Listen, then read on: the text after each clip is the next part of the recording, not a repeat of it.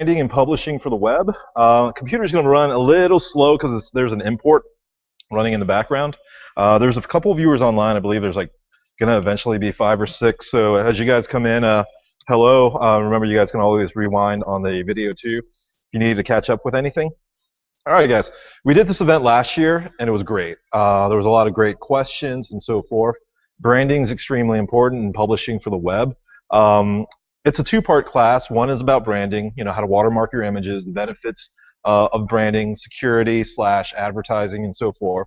And then publishing in general. What we found is, a lot of people, the general idea of making a JPEG is relatively simple. I mean, a lot of you guys know how to do that. A lot of you guys have put photos up on websites and so on. But something that we are involved in is a very aesthetic field. What gives us an advantage over our fellow competitor who's also in this room? Well, if you're putting your images up and they're not optimized for the web, then you're putting yourself at a disadvantage. And so some of the hints here, which we gave last year that I really enjoyed, was we gave hints on how to optimize your image, like what to look out for, these little hurdles or things that you weren't even aware of, because an issue that occurred about 5 or 6 years ago, actually even further, 10 years ago, there's a lot of great resources. You go to Amazon.com, you go to Barnes & Noble, you buy a book on photography. There was this photography guy, let's say Scott Kelby or so on, and they give great advice like do this to get the best results.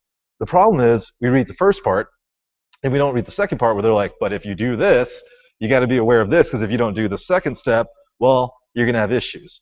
And so some of the things that we cover not only tell you like things to look out for, but why. And so as always with this, branding subjective. There's going to be people here who agree, who disagree. Dialogue is always great at these events.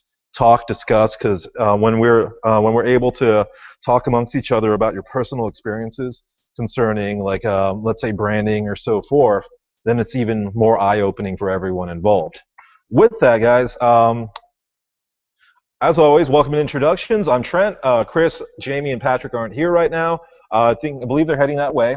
As always, I love mentioning this. Mike Noah supplies this studio for us to do these events for our members. This place is still one of the best deals in Atlanta.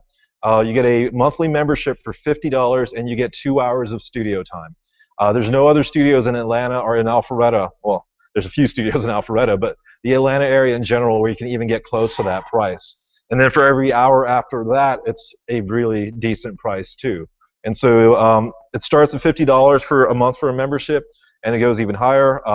There's a $200 plan and a $400 plan. It's a great place because it's not just a studio on this side and that side, but it's a conference room. And Mike is very big about you thinking of anything you want to do. We'll do it. Like if you want to host an event here, like a little social event that actually has like a little photo area, you can. He's done stuff like that before too. So it's a really nice place, and it's at a really good price. So as always, big thank you to Mike. And if you are or if you came through Photoplex to meet and shoot, talk to me because you get a free membership. Another one is Aperture Rent. They've been sponsors for us now for about 2.5 years. A great rental company based in Sandy Springs and also based here. If you rent from them and you don't want to pick it up in Sandy Springs, you can ask for them to bring it here, and you can physically pick it up here and drop it off at this location also. Great prices, great people. Oscar and Lily are some of the best people I know when it comes to owning a business. If you use the code MEETSHOOT10, you'll get 10% off any order there. Hey, Mike, this is Mike here. He's the owner of Photoplex. So talk to him if you have a chance. He's always available at these before the events start. So if you guys come to another one and you want to tour the studio and so forth, is there anything we should be aware of, though, Mike? Anything new?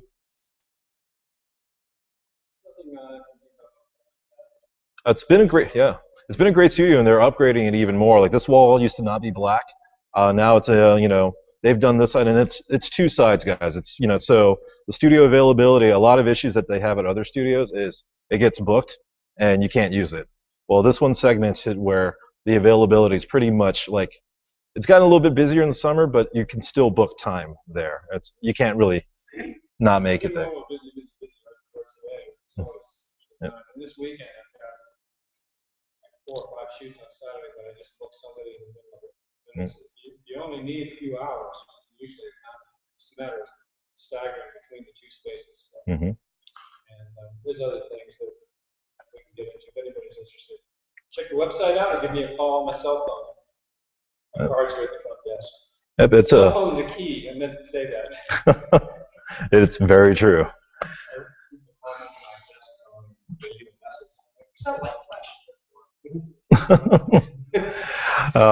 Definitely, and always check your always message him with your schedule if you schedule it, because he'll forget if you don't. Okay, signing off now. Sign from here. Sounds good.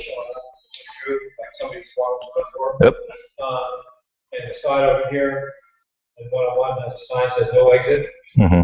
Back out the way you came in. Yep. See if it works. Hopefully. Hey guys, I'm your host. I'm Trent. Some of you guys know me, some of you don't. Some people here are new. You guys just joined from meetup.com. Meet and Shoot, I've run for a while. I'm a photographer. I've been a photographer now professionally for about 11 years. I'm also a photography instructor. I've taught hundreds of classes, blah, blah, blah. But been a photographer for a while. Very basic, obvious slides here. I teach a bunch of things about photography. There you go. And then also, here's my website, or one of my portfolio websites. There is trentchow.com, but also trentchow.500px.com.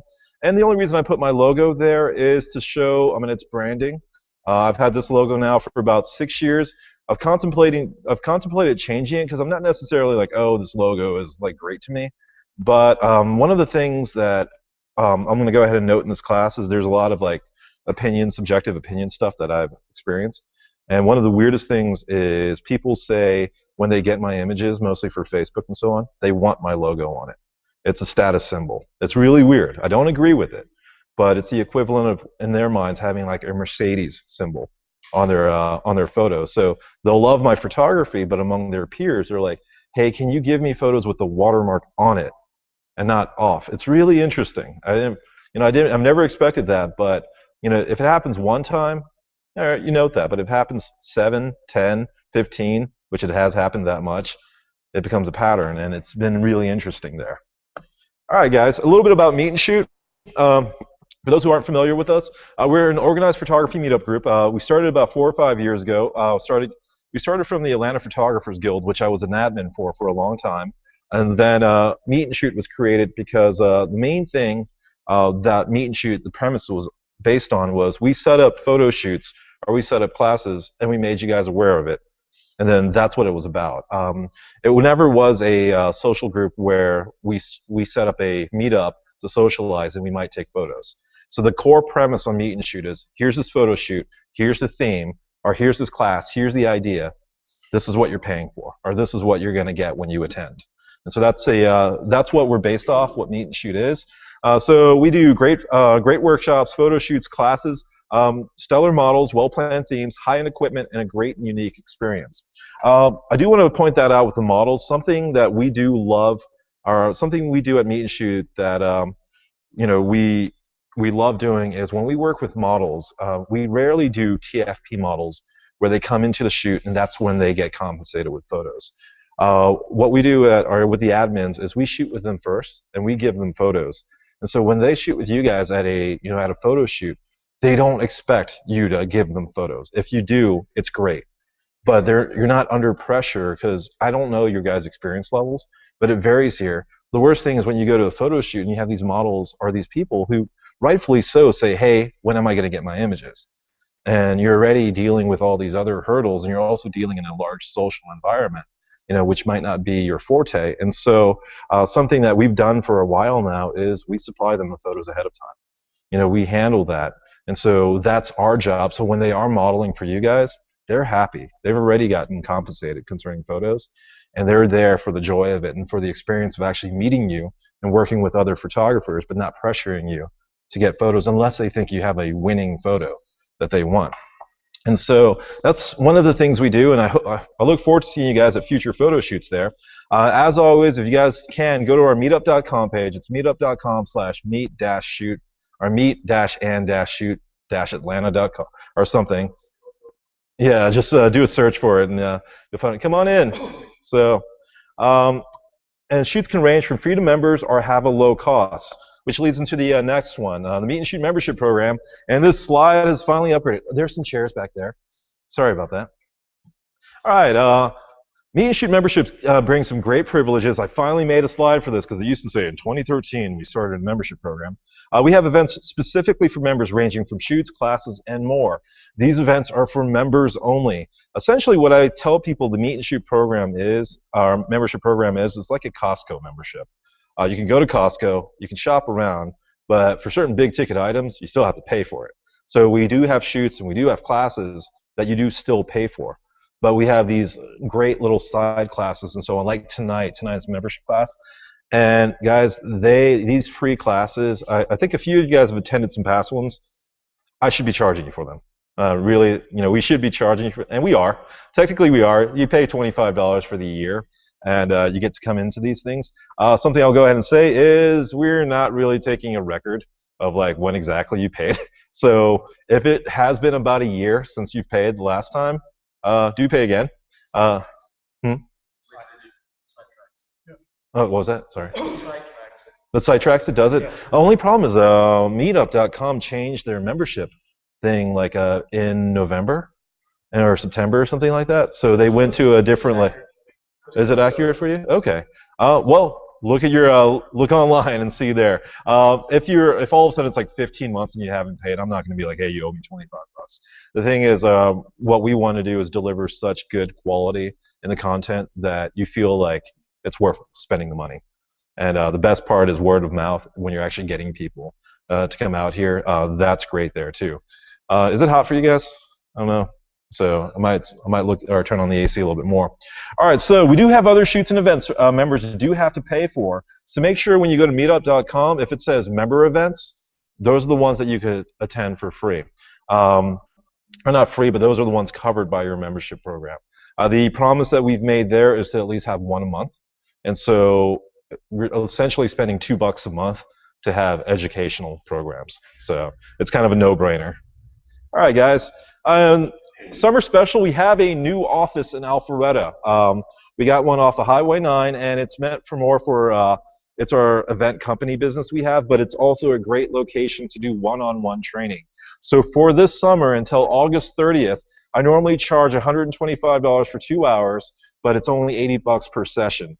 These in-depth sessions, a lot of people are like, hey Trent, what do you cover and so forth. You tell me what you want to cover essentially.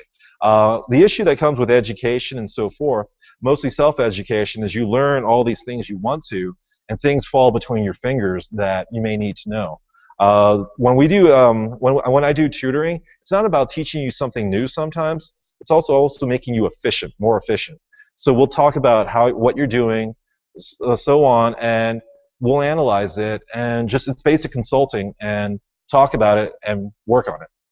And so the new office is great. If you can book one session, or you can buy a bulk of 5 sessions. If you buy 5 sessions, it's not all at one time. You can just buy 5 and then do them over at your, over time. It only costs 4 sessions if you book 5. So you get 4, buy 4, get 1 free. And so the cool part is you learn lighting software and more. Everything's set up there. If you want to learn lighting, there's all the studio lights there. There's a little studio space. So we can set up studio inside, and we can also show external lighting outside. There's software, there's a computer over there, and I'll sit down there with you and talk about it. And also there's just a front area where someone has asked before, like, do you teach basic camera stuff? Yes, I will teach you the exposure triage, and I will tell you everything you need to know mechanically and so forth about your camera. And so it covers the whole gamut, guys. All right. So here's a list of some of the things we're going to cover today with this class, guys, for branding and publishing. We're going to talk about sharing your images on websites like Flickr, 500px, Model Mayhem, Facebook, and more. So I will make you aware of them. We'll also talk about them as a group with personal experiences and so forth. Optimizing your images for websites. Watermarking and branding your images. Why should you brand your images? Resizing and sharpening your images. Exporting to the right color space. Making your own watermarks from scratch. I will show you guys. I don't expect you guys to be graphic designers, and not everyone's going to be able to go home and gung-ho do this, but you're going to see how it starts and have a general idea of how to start your own watermark or how to start your own logo and then put it on your image. And with that too, we also tell you other places that you can outsource your watermark or logo to be created, and then they send it to you, and then you can go ahead and put it on your image. All right, software to resize and label your images, and is it for security, advertising, or both? We really talk about that part too. All right, guys. So let me make sure real quick that the broadcast is still going. Got 3 viewers. They'd probably be complaining if it wasn't. So, all right, guys, optimizing images for the web. The thing is, it's not PowerPoint slides where it's showing everything. We sit on one slide and I talk about it. And so take notes. Once again, this is being recorded. And so if you guys miss something, but you really don't want to raise your hand and say, hey, can you repeat that? Remember, you guys just got the link for this, and you can watch anything that I just told you guys. All right, so it comes down to file formats, guys. This is not going to be a difficult one. Is everyone here familiar with JPEGs, PNGs, and stuff like that? All right, PNGs, some of you guys may know or may not. It's a lossless image format. What I mean by lossless is every time you save a JPEG, we all look over 30 here. Majority of us, we all look over 25. All of us remember VHSs, right?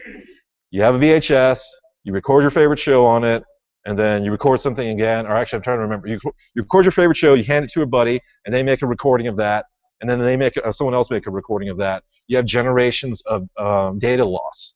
That's what a JPEG is. When you save it the first time, what happens with a JPEG is it says, okay, there's a little bit of this green here and a little bit of this green here.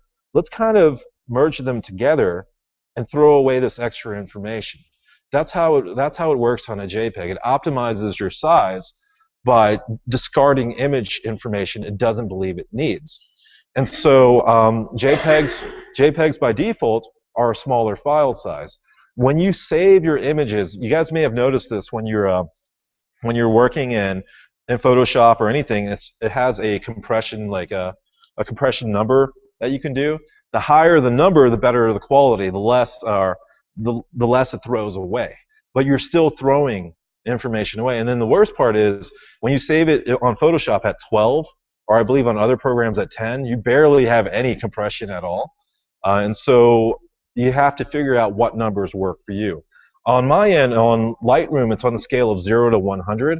Clients have not noticed anything wrong if I save it at about 75.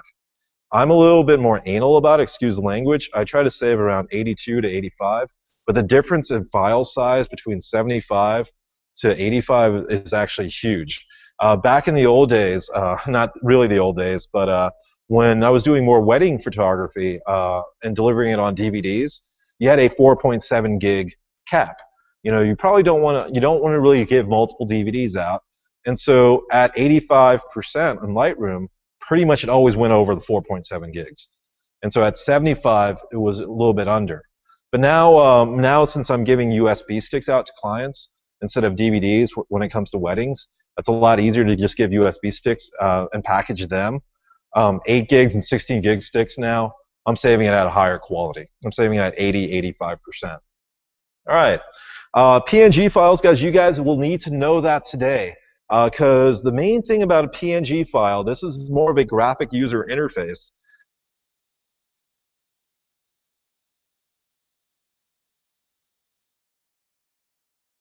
Image. So when you put this one image, imagine, it's my logo and it's transparent on the outside. I can overlay it on top of another image, and you could see through the transparent areas. You cannot do that with a JPEG.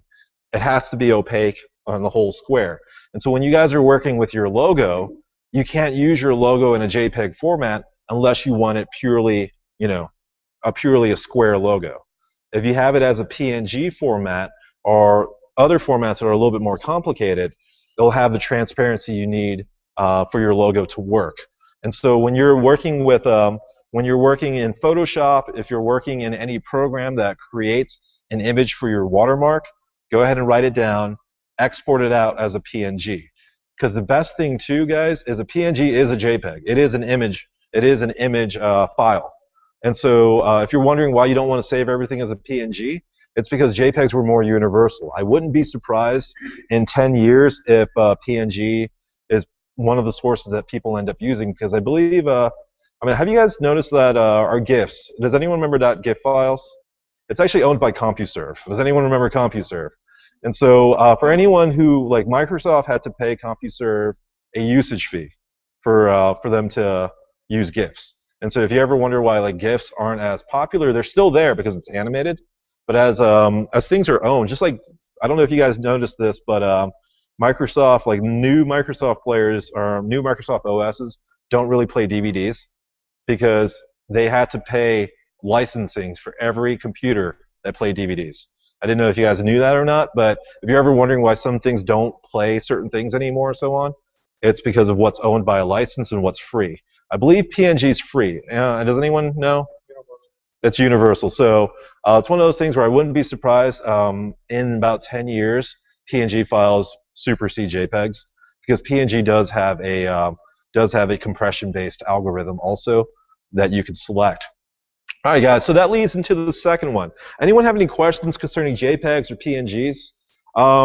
Before I go on, this is actually slightly related to another one, but who here shoots RAW or anything like that? For all you guys, when it comes to RAW files, I want you to know this. RAW files have no edits on them. So if you're shooting RAW files and quickly converting it to JPEGs, you might want to sharpen it a little bit or do anything like that. So essentially, why I'm mentioning this to you is you want the best image quality possible. Find a little tweak that you can do to your RAW files. Because I'm actually going to skip to the third bullet point and then we'll go to the second one. Something a lot of people aren't familiar with is by default, your images are not as sharp as they could be. And mostly if you're shooting a RAW file, they are not actually as sharp as you're used to.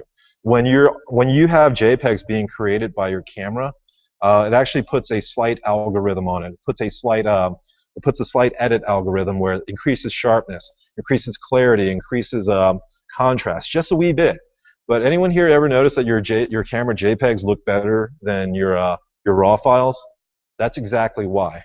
And so once again, the point of this class is not only just like what to do, but how to make your images look better. And so just be aware that your RAW files need to be edited. They need even a slight modification.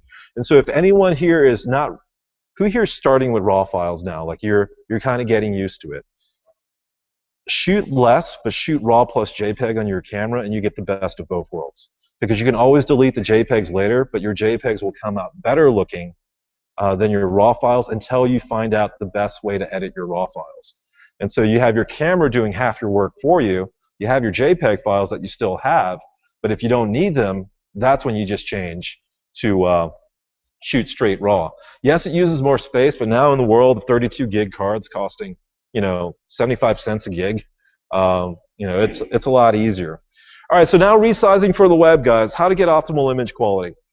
Here's the main thing I'm going to tell you. If you do Facebook, 2048.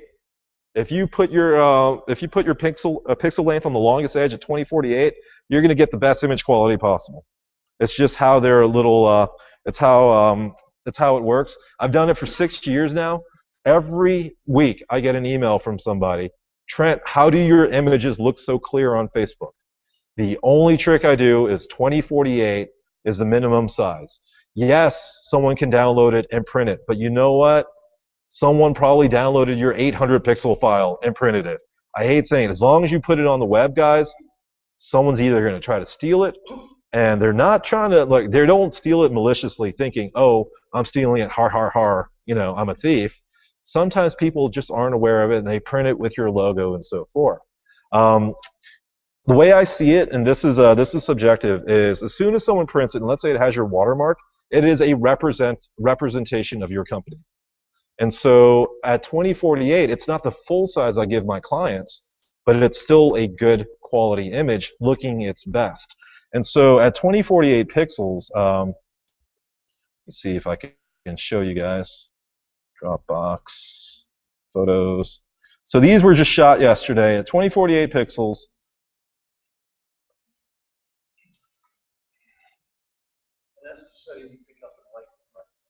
Pick up in Lightroom or just in general, anything that allows you to resize your images and so on. 2048 is a number for any non-computer people in here. 2048 is a bit. It's a bit number, like it's 8, 256, blah blah blah. So on my old IT days, it's just one of those things where I was like, yeah, 2048 was an arbitrary number I put in. I did this 6 years ago because I was mostly a Flickr user, and I just kept it. And Facebook, 2560 and 2048 are the two numbers that I export out to, and they work the best. And so 2560 or 2048. And so this image, as you see it, will go up on Facebook as you see it. And when it comes to the advantages of you being chosen over another person, and it's just how your images look quality-wise and how crisp they are, sometimes that's what it comes down to, guys. And so at 2048, you save it, whatever compression algorithm you want, you're going to have great image quality that shows up. I think like skin textures and so on at 2048 still show there, and then on Facebook it looks great. Mhm.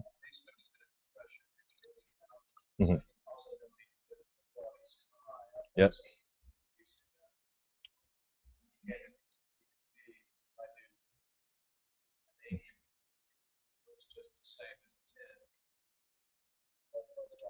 Exactly. That's the thing. Like, save yourself some space. Because the other things too, guys, we'll talk about later is like sharing your galleries, mostly on cloud-based storage.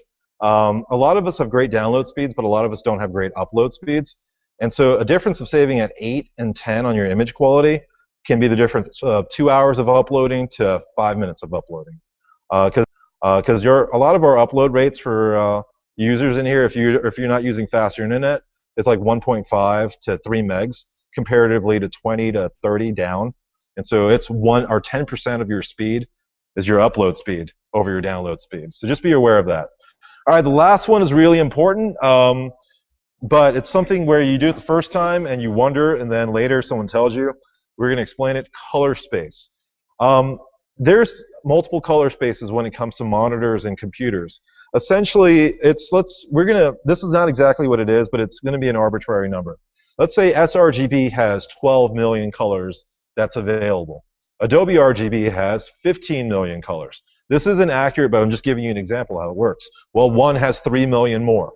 One is better. That's the equivalent. It's kind of the man thing. Oh, the number is higher. It's better. And technically it is. You guys may have heard of like a 97% gamut monitor, where you like look at a LaCie and you look at this LaCie monitor and you're like, it's $2,500. Why is it that much more than this monitor, which is $400? And you look at it and it says 97% of your color palette covered, and that's the selling point. Here's the issue with it, guys. 99% of the people have that $400 monitor. You can share your amazingly colored image with someone else who has your monitor, and if they have it, a majority of people have this one. And so where this is relevant to you is Adobe RGB is a better palette. It has more colors, but for who is familiar with the Mac and PC market, Macs are 10% of the market, and by default they can see Adobe RGB. PCs by default see sRGB, which is a not as colorful palette, but everything that we're used to now.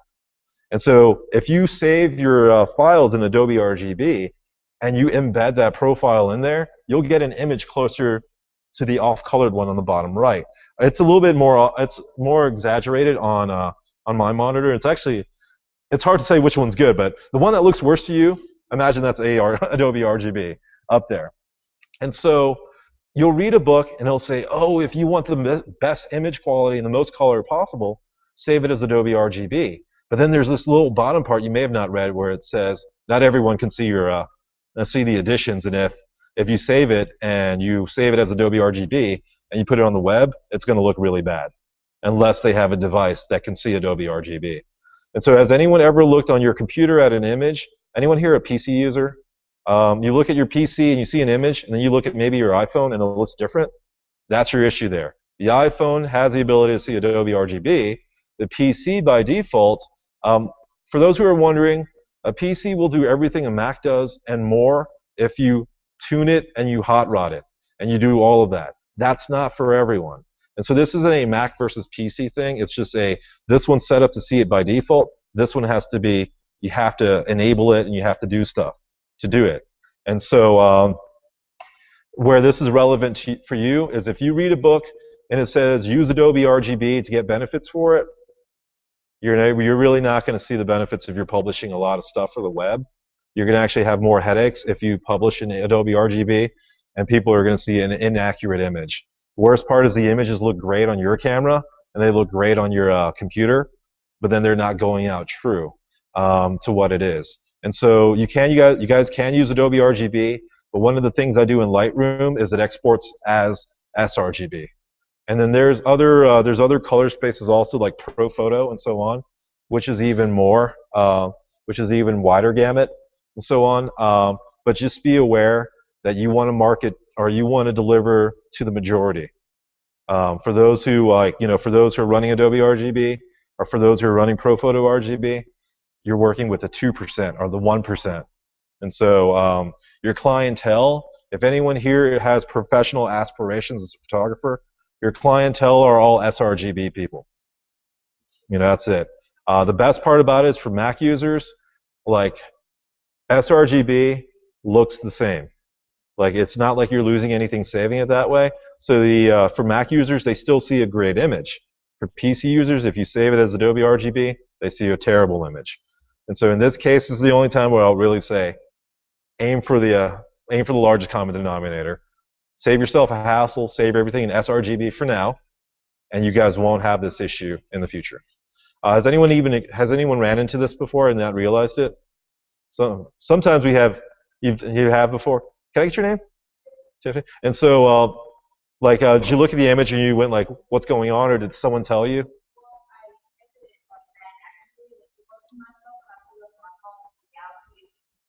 Yep. Yep. Oh, no problem. Jamie actually had that. Didn't you have that issue, Jamie? Yeah. When I was telling you, like, hey guys, this is Patrick and Jamie. They run Meet and Shoot with me now. So if I ever end up getting busy, mostly if you're at one of our shoots, talk to these two, and they'll help you there also. Jamie was saving in Adobe RGB, and you looked at it on your phone, and you were like, "What's wrong with this?"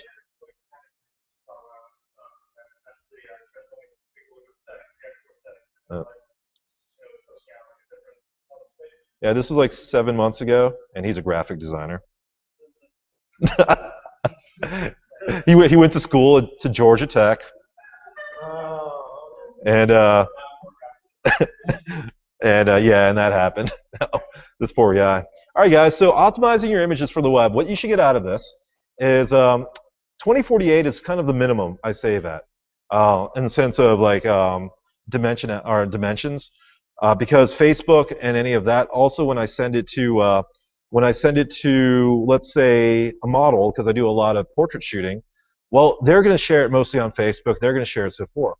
But the cool thing about that is they are so excited about it, it's almost always involves sending it to the parent. Well, if they send it to the parent wants a 4x6 on it.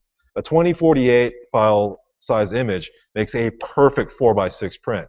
I know it sounds awful, but a parent wants to bring it to Walmart or wants to bring it to Walgreens. I can't stop them.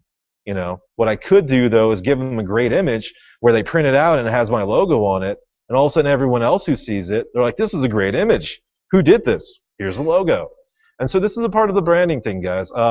If I want to control my images more, then it becomes a little bit more difficult. I'm already giving them out with a logo and so on, and my logo is advertising for me. It's doing the work. It's doing the work for me.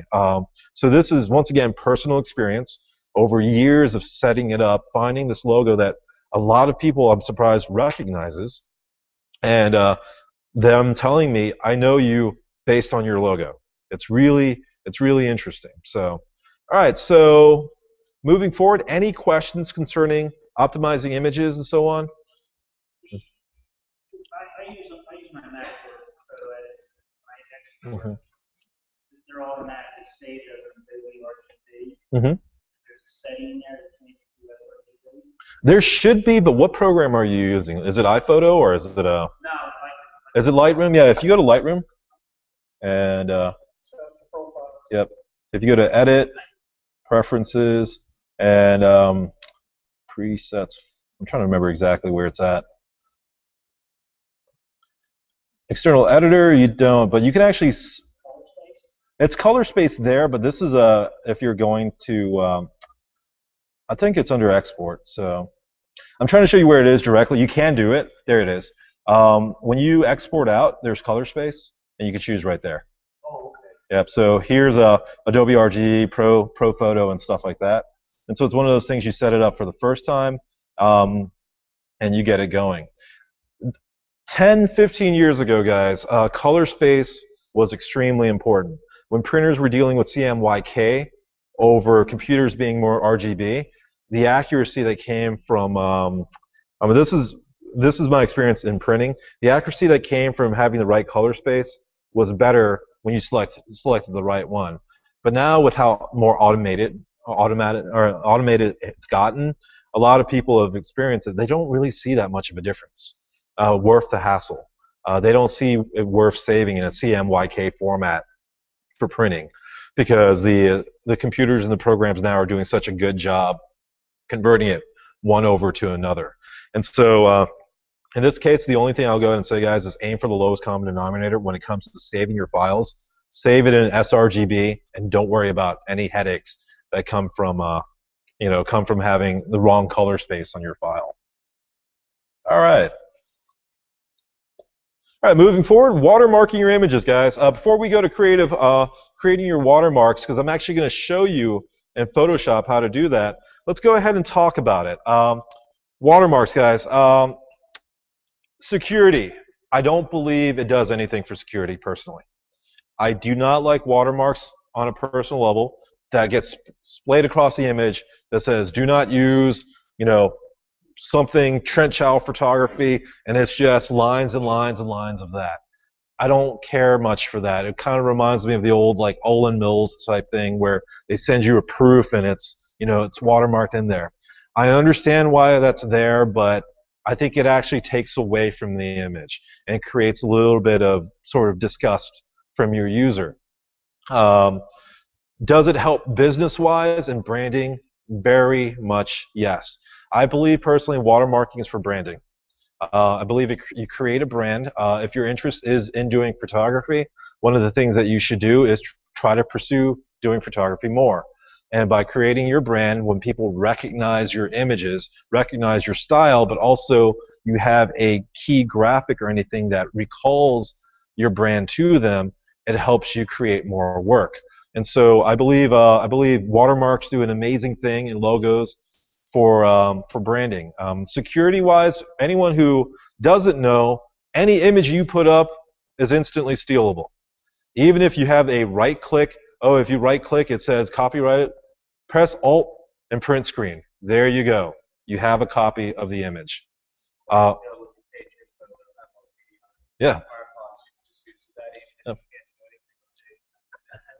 And people have created, not maliciously, the ability to supersede any security that's up because of coding and because of all that. In Firefox, you can download plugins that allow you to pretty much. This plugin was created for Flickr to help somebody who wanted to back up his images. I believe it was his children. He lost a hard drive, and so he created a program that went to Flickr and downloaded every image possible. It worked, like every image on his stream. So he put it on Firefox, and now people are using it to download every image on your stream. And so people have created things that weren't malicious in intent, but are maliciously being used now. And the issue with having an image, having an image that is pulled off your website is if you don't have a watermark, they can also strip your information from it. Any copyright information and so on. There's programs where they can immediately wash away any embedded information in there. And so someone can take your images and put it up. Unfortunately, this is the way it is now. I stand by what my friend says. If you don't want an image shared on the internet, don't put it on the internet at all. That's the only security you have. If you want to show a great, unique idea, print it as a 36 by 40 canvas and hang it and have a gallery show, and make $10,000 on it. That's your option there. As soon as you put it on the web, someone's either going to take the idea or be influenced by it, or by accident or on purpose, or it's going to be downloaded. Happens to me all the time. Another email I get, this one only about every 2 weeks or every 3 weeks. Trent, I've seen your image on this site. You know. And so my belief on that, guys, I know you didn't really ask for this, but I'll go ahead and say it. I like my photos out there. Like, I like the idea. The only thing my main concern is how the subject's being treated. I do a lot of portraiture. I've been influenced by things before, and I may have not given credit to any things that have influenced me. I try to as much as I can, but with that same mentality, I don't really get offended if someone takes my work and they say, hey, you know, they're sharing it. But if they say, hey, I'm the photographer, and this is what I've taken, a lot of times I'd say, don't do that, man. You know, I don't think people go out of the way to be assholes, personally. Some of you guys may agree, some of you guys may disagree. I just have that mentality, and some people do steal your work, but c'est la vie, it's the way it is. I'm just happy with the fact that I can shoot every day and share it. And so you guys will choose whatever your own mentality is about it. I personally have learned a long time ago not to really fret and just do the next big thing and then get that stolen and then do the next big thing and get that stolen too. So, all right, guys. So watermarking, sorry, I went back on one. All right, so why should you and should you not? All right, so, or when should you is what it should say. This was an interesting conversation we had a year and a half ago. This is why it sparked here. There was a photographer that was on a forum that we talked about, and she was like, whatever size print I do, I put my watermark on it. And all of us were like, what? And she's like, yeah, if I sell my print to a client and I sell them a large canvas print, there's going to be my watermark on it. And she's like, and that's where she was like, it's like Mercedes. My watermark should be on it. Patrick, do you remember this? I'm not saying names, man, but 99.3% of us were like, what the hell is she talking? Like, if you guys, like, do you guys think it's right if you print out an image, a print to your client, that it should have your watermark on it? I don't. Like, maybe a watermark on the back, or maybe a business card. The only reason I'm saying this is I don't think it's right. You guys can justify it all you want. When should you, or why should you? You should use it for branding. If you put it on social media, I suggest putting your watermark on it. If you sell, or if you give a printout, I don't suggest having your watermark. What I do suggest, if anyone hasn't done this before, is if you give out prints to a client, like physical prints, and they just want images, print a contact sheet in the beginning of all the images with your watermark on it. Or print a thank you, because you already have, you're printing a bunch of 4x6s, write a thank you for your business with your watermark on it. So it's like a deck of cards where the Joker's in it. When someone's looking at that deck of pictures 5 years from now, more than likely they're not going to throw away that one 4x6 that has your watermark on it. It's just going to be in the back. So if someone's looking at it 5 years later, there's this one 4x6 that you've created that has your watermark, that has your information, and a thank you for your business. And so that's one way I recommend how to do it. If it's an 8x10, 8x10s are only $1.29. So it's one of those things that you can easily do.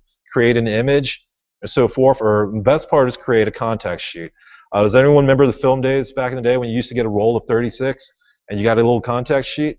Do the exact same thing. Create the contact sheet, but have your logo on it. So, all right, guys. So, any questions on the watermark side? Does it help businesses or so on? No questions? Legally, how do you check from the standpoint of to make sure that you're licensed with your watermark and it's not out there 12 other people are using it? So is there any site you can go to ensure that you're unique in your watermark, the name, whatever? Yes. That's a difficult. Actually, the name of the graphic, that's a hard thing. Does anyone know a little bit more than that? Then, because I try to go like for really unique names and just do Google searches. In the interim before you officially get it, you put the Circle C on there, and that pretty much avoids hijacking. I mean, there's basic tests that I do.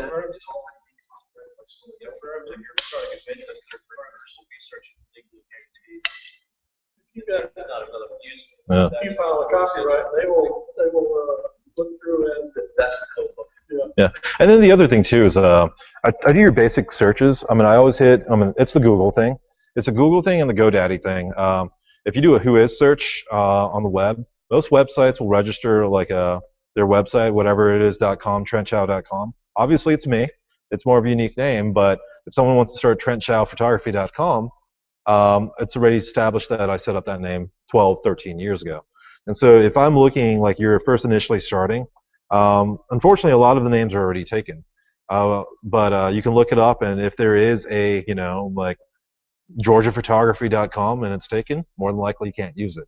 Or you could, but, you might hit some legal stuff and so on. Because I think, I'm not a lawyer, I'll go ahead and say this, but I believe we can have company names if the other company's international, unless it's a corporation, right, guys? I'm trying to remember, like, because we tried getting this name for a wedding company recently, and we loved it.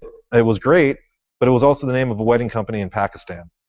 And so we sat there and we were like, yeah. So yeah, we really. Mm-hmm.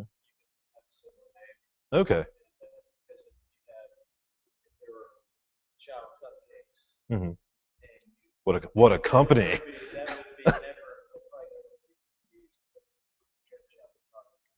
That's true. What about Trent Chow Cupcakes and Photography.com?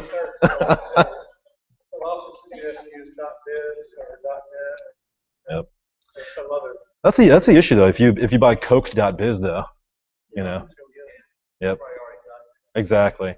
It's hard to say. Don't necessarily know, but a quick Google search helps. Mostly for a lot of people like working under a studio name that's not their own. And so if it's your own, unless you're like a John Smith or something like that, there's a good chance it's available. Some people use their middle name, like John C. Smith, John A. Smith Photography, so forth. All right, guys. Leads into the second one, outsourcing. Before we create a watermark, this one's a really neat one. Jamie has another one, but I'll go ahead and tell this one. Odesk.com is a website where you place a bid. You say, this is what I want. This is the colors I want. Someone create me a logo, and I can give you $50. I can give you $40. I can give you $20. If someone takes the bid, they promise to do it for you, and they promise to deliver what you guys want. It's an interaction between you two. And so you can say $150. You can say $25. In a case here, guys, a good design brings in clients. And then if anyone's interested in working with doing more photography and looking professional, it's worth spending $50 on it, even at a minimum. Spend $50 of birthday money. Go to odesk.com, or what's the other site you were talking about?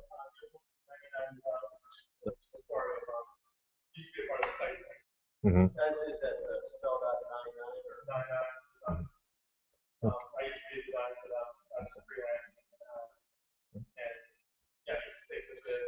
For anyone who's online, Jamie said 99 Designs with a S at the end.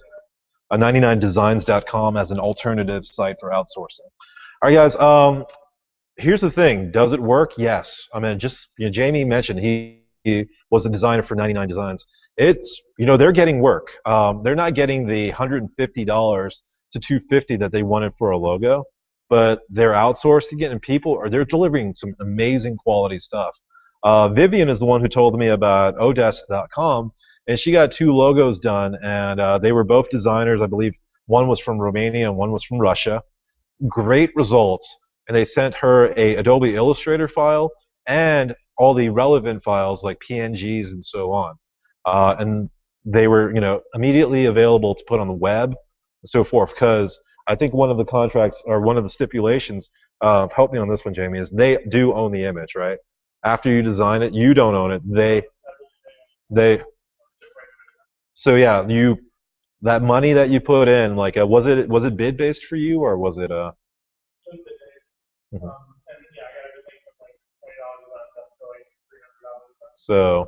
So it's good there. So anyone here, if anyone wants a logo for their restaurant or so on, explore these options. It's more than just your photography. It's just everything in general. No, it goes to whoever placed the bid out. Do read the language though.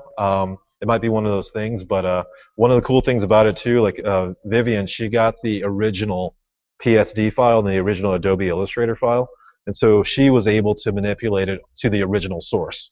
Some places where they design for you, some design firms give you their rendition of the logo, and if you want any changes, you have to go back through them. So can't guarantee you guys are going to get that, but if you're upfront about it, you can make sure you get it. It might be one of those things where you spend $100 more for the option, but you might do a revisit in 3 years to add something on, and so it might be worth spending that $100 there. I will tell you this now, it's worth the price. It's worth whatever you spend to get a nice logo and so forth, because the logo goes more than on your website and more on your business, or it goes more than your website and your photos. It goes on your business card, and it also becomes you. Like it's a representation of you and your photography. So my suggestion when it comes to a logo, guys, when you're doing it, don't complicate it. Don't complicate it at all. You can complicate it in like maybe an ornate design, but don't complicate it color-wise. I would. Any suggestions on a design side, Jamie? Yeah. Don't complicate it too much. Actually, Jamie, before you, can you talk a little bit about like design hints? Online, Jamie's gonna grab the mic. Just basic branding hints. I wouldn't complicate the design like Trent was saying. Yeah. Sorry, I'm just thinking. No, I'm also looking at Trent's logo too. Yeah, I wouldn't complicate it too much in terms of color. Your image should be the main focus, so you don't want to take away too much from that. Sometimes putting too many colors in there might make it a little bit too busy. It won't always apply well to every image you put it on. Also, don't get too detailed. Don't go too small that you're doing like very small, minute details in your logo, because sometimes when placed on top of an image, it might not even translate. So just try to keep things kind of general, kind of implied, and I think that'll be the basis of a great logo. Trent, what was your inspiration for your glyph with the leaves? Honestly, this is embarrassing to admit, guys. I think they can pick me up. That is a pattern that's free on Photoshop where you can choose shapes. It's one of them. So my lazy butt was like, I'll just do this, and it worked. It really was like, I'm gonna just try this. Oh my God, it looks better actually. And so I will actually show you guys that while we do it, how quick and easy it was to get that. But on the watermark itself, there was two goals that I had. Obviously, it was my name. My company is Trent Chow Photography. In the name itself, Trent Chow means one thing. That's my name. That's my identifier. Photography, it's obvious why that's there. It's what I do. And so Trent Chow Photography tells you what the whole thing is. There was a legit photographer who shot that. And then on the bottom portion, it's a little bit harder to read, but I make sure my watermark is legible when you put it up. Is, all right, here's my name. Here's where you go to see more. That's the whole point of it all. And so when I designed my watermark, guys, that's what I was going for. I can't guarantee everyone here can really do it, but there's been some pretty neat ones that I've seen. I believe there was a guy, he went by 359. I still remember his logo. It looked great. And the reason why it was cool is he had a large 359, and then he designed it well.com on the bottom. That was his website. That was his logo. It was 359, and it was huge. And then it was .com, and it said, "This is who I am. Here's a little, here's a little bit of a stamp of my identity, and here's where you can go to see more of my work." And so, so design-wise, that's what I did. Colors, I tried putting things like red, and I tried putting other colors, and I found that red is a very emotional color. It stirs. I don't know if you guys are familiar with more of the psychology of colors. Anger, exactly. Red didn't do too well for me. This color right here, I didn't really get into it. Blue is calm. Blue is nice. But the only problem with blue is when it was paired with black and white, it actually creates more of a cold, dead feeling. Because blue is calm if there's other warm colors around it. It's calm and serene. But in a black and white image, blue is very cold, very depressingly cold. And so in a black and white image, I'll go ahead and show you guys now.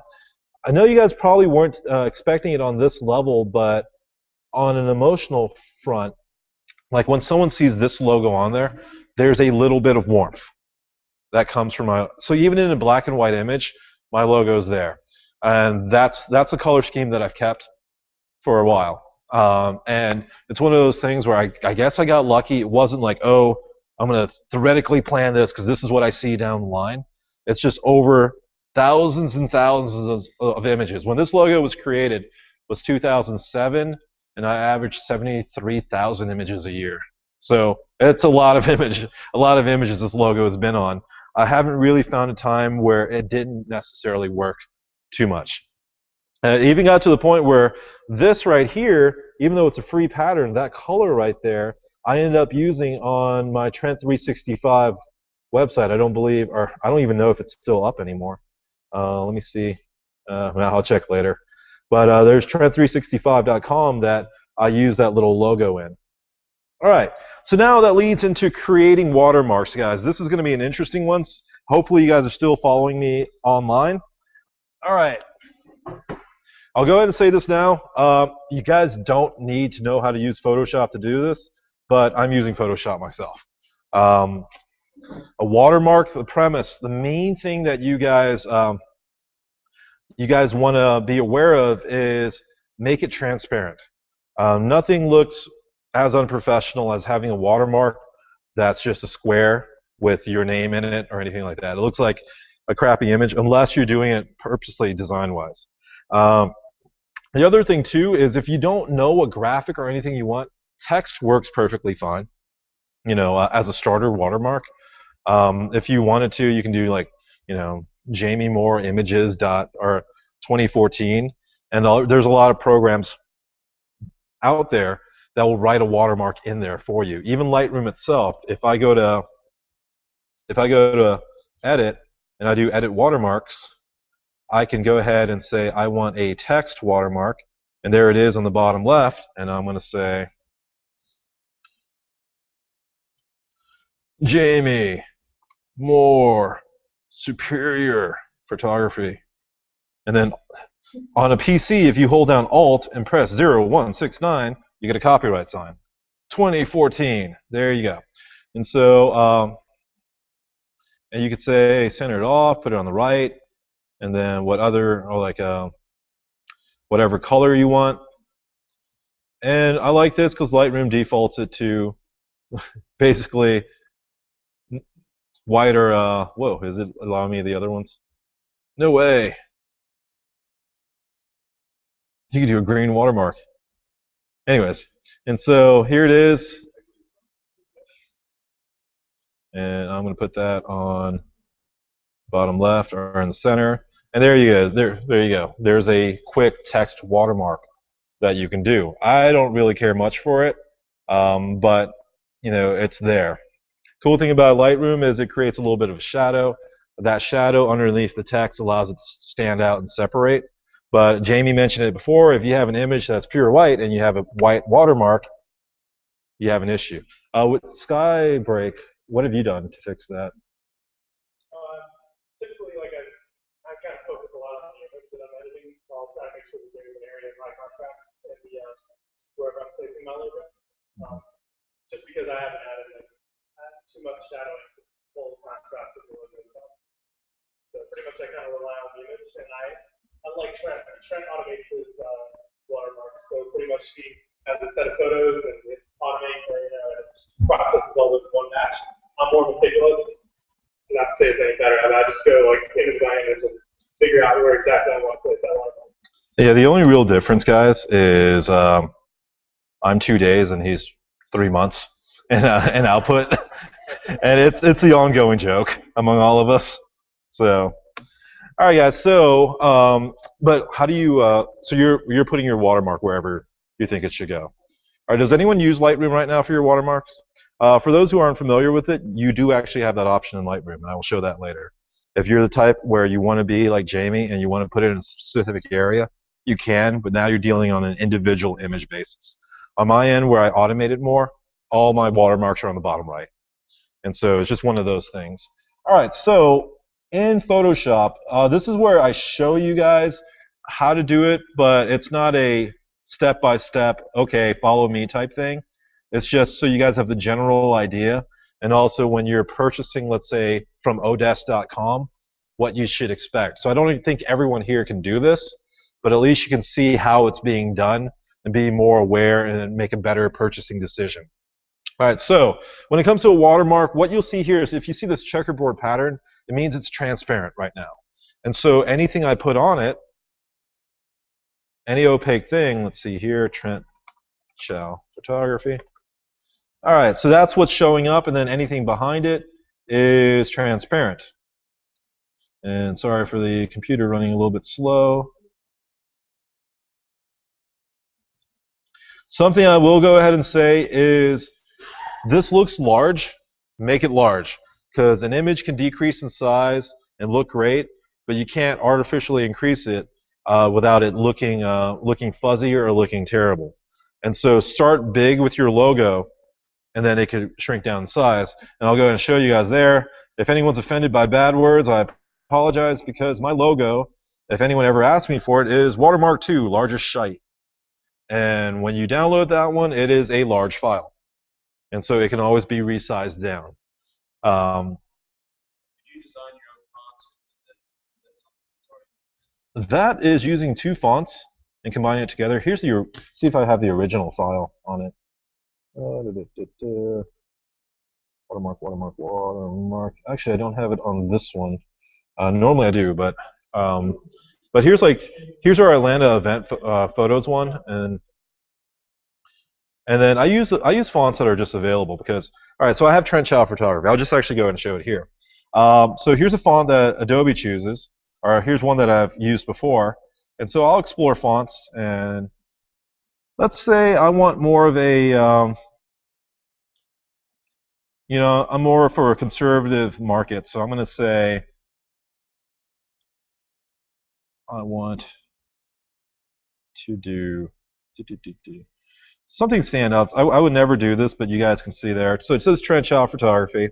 Doing a little bit of graphic design, I double-click on this. And once again, I don't expect you guys to be able to do any of this. I just want to show you kind of how quick and easy it is. So I did the photography there. I'm going to go ahead and choose this and change the color.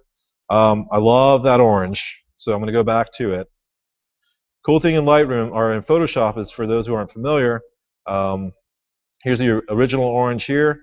I can go ahead and double-click this, highlight this, select this color, move this down, and select this, and it's going to give me my original color.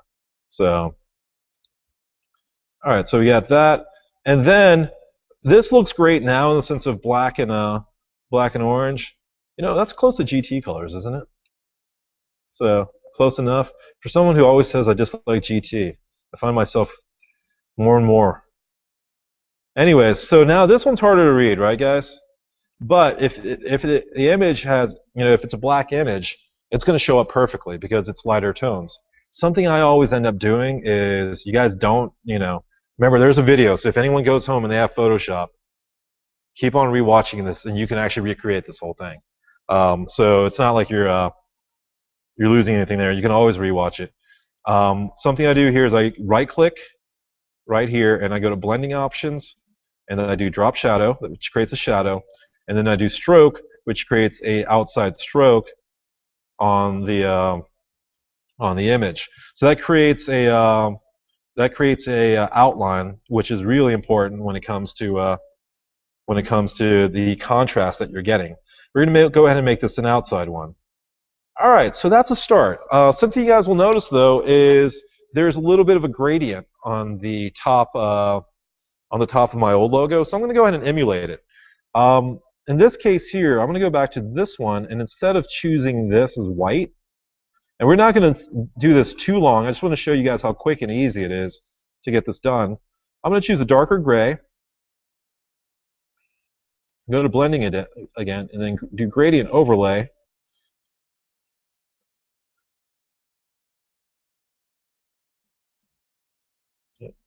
There's the scale. There you go. There you go. So that's doing graphic design. It's, you know, I could sit there and explain it to you guys, but you're seeing how quick it's being done. And here's the cool thing. Anyone familiar with Photoshop here? Or at all, just for a little bit? For anyone who isn't, mess around with this. Remember these default numbers. Take a screenshot or something. This is where you can have fun here. If you select this one, you can go to this part, and I believe this is kerning. I don't remember exactly. You can say -100, and it's going to start compressing in. Or let's say here, you created Trenchow. So I created a huge one, Trenchow, and I have a second layer here. You guys see how it's not lined up? What I could do is I could say I want this as a smaller font size, 36, and then I want to make this 450. You guys see where it's going? 700. And now it lines up top and bottom. So that's a start there. That's, we'll say that's a quick logo. This is how much of a how easy it was on my old logo. So here's a shape tool in Photoshop, and I'm going to choose. Things have all changed. It's all different. Where is it? Not a line anymore. Shape, shape, shape. Oh, it's custom shape. Thank you.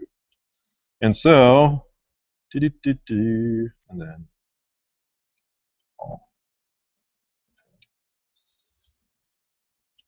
I'm kind of embarrassed to show this because it shows just how easy it was. Is that familiar, guys? There you go. All right, so that's it right there, and cool. And so using the same exact things, so you guys see how this had a pattern there. I could go to this one, right-click, copy layer style. Go to this one, paste layer style,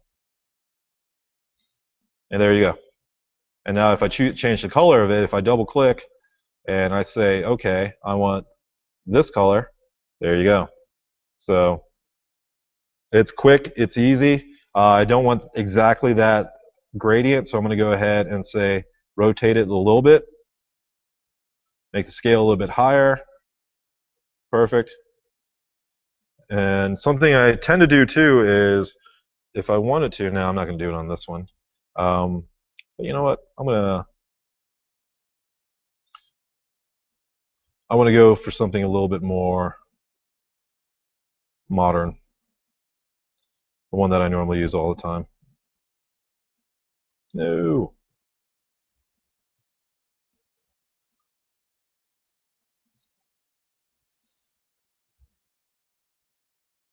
All right. All right, so that looks a little bit better to me. Something that's really cool too in Photoshop is you can double click here and select there and say, okay, I want smaller uppercase letters, and you do that and it changes it to everything is a smaller uppercase letter. Obviously that shrunk it down, so we're going to move this. I always guesstimate 1150, too much. 1075, perfect. All right, there you go. It does. So what I could do, is it because there's an extra space? Nope. It's just the way it is. You know what?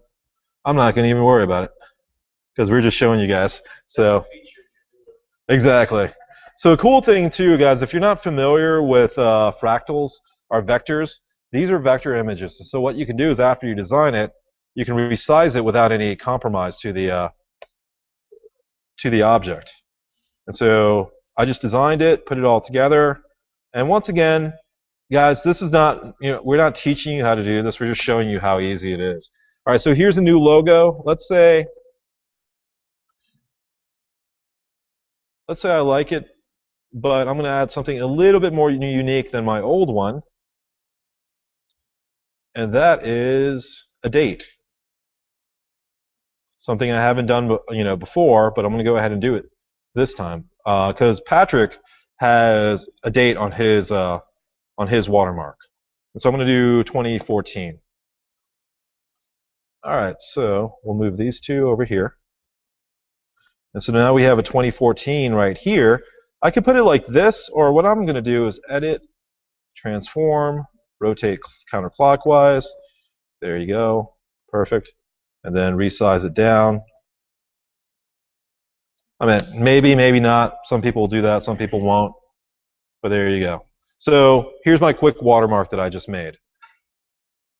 Guys, it actually is that quick. You're creating you want a graphic that isn't that complicated. And so when you go through a designer, some of them are going to be faster, some of them are going to be slower. But it's just one of those things. Keep it simple is the suggestion. All right, so now I save it. I'm going to show you guys the issue if you save it as a JPEG and save it as a PNG. So here's your JPEG. We're going to save this as new badass logo 2014. All right, maximum. All right, and then we're going to save it as a PNG file. Save as JPEG badass PNG of badass logo. Oh, thank you. Hey, there's a Pixar file format now? Yeah. All right, so now with that, let me see here. Go ahead and edit this in Photoshop. Let's see if it loads in.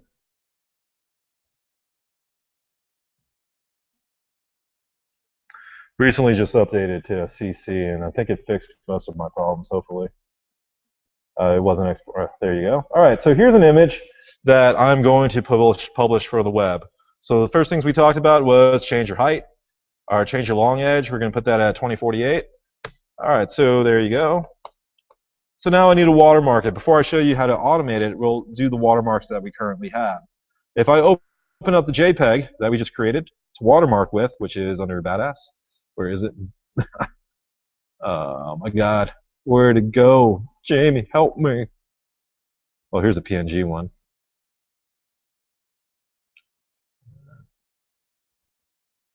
Did I save it?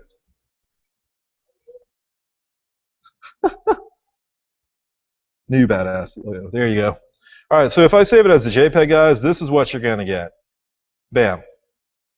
You guys see that issue there?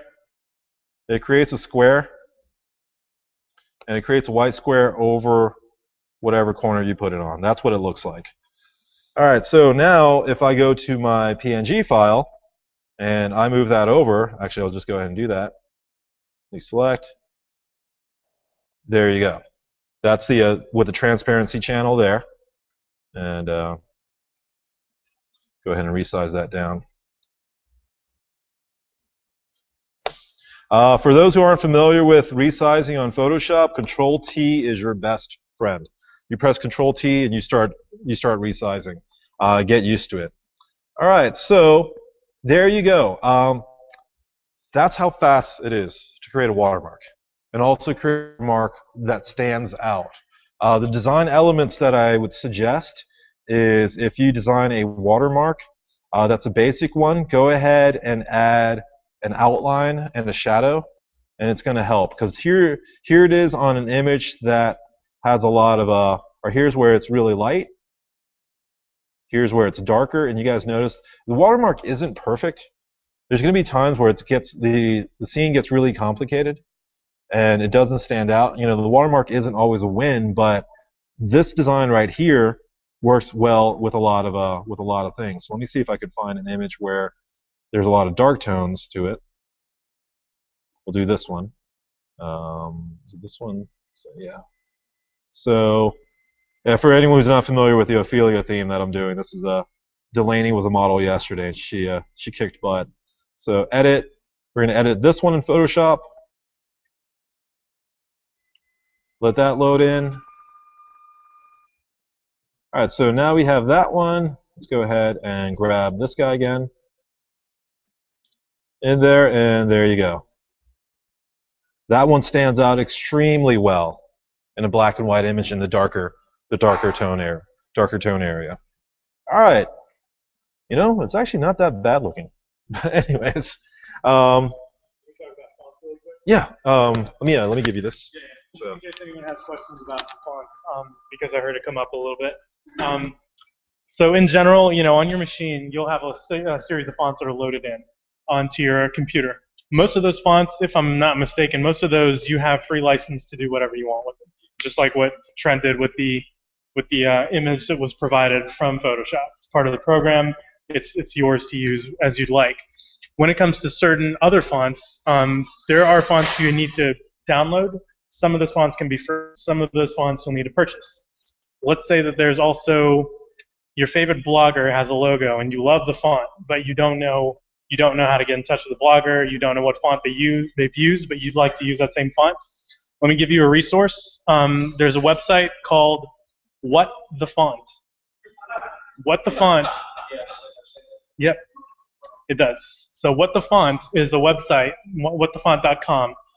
Is a website where you can take a logo. So I would take Trent's logo that we just designed right here and go drop it into the website. You upload it to the website analyzes it, and it just asks you to identify what one or two of the characters of the logo might be. And as long as it can figure out what those letters are, it might ask you to identify these 3 characters. As long as you type TRE, it's going to search its databases of fonts and try to find the closest match to that font for you. That's going to be a good resource. And also there's another site called DaFont, and that is DAFont.com. That site has a lot of paid and free fonts for use. Keep in mind that if you are planning on starting your business, licensing it, and kind of move into copywriting, you want to make sure that you have all the necessary licenses for your fonts. You don't want to try to take a font file that you just kind of found and you don't have a license for it, and then try to go and get a copyright, because eventually you might encounter some kickback on non-licensed font use. So yeah, just explore those 2 options, and you can either get freeware fonts or download or pay for a font. Download that. Okay. Any questions on fonts? Cool. Yeah, speak up, man. You're gonna do more of these presentations. You're like a quiet bear. Anyways, all right, guys. So, creating a font. Do you guys have any questions with that before we go into sort of processing your images and so on?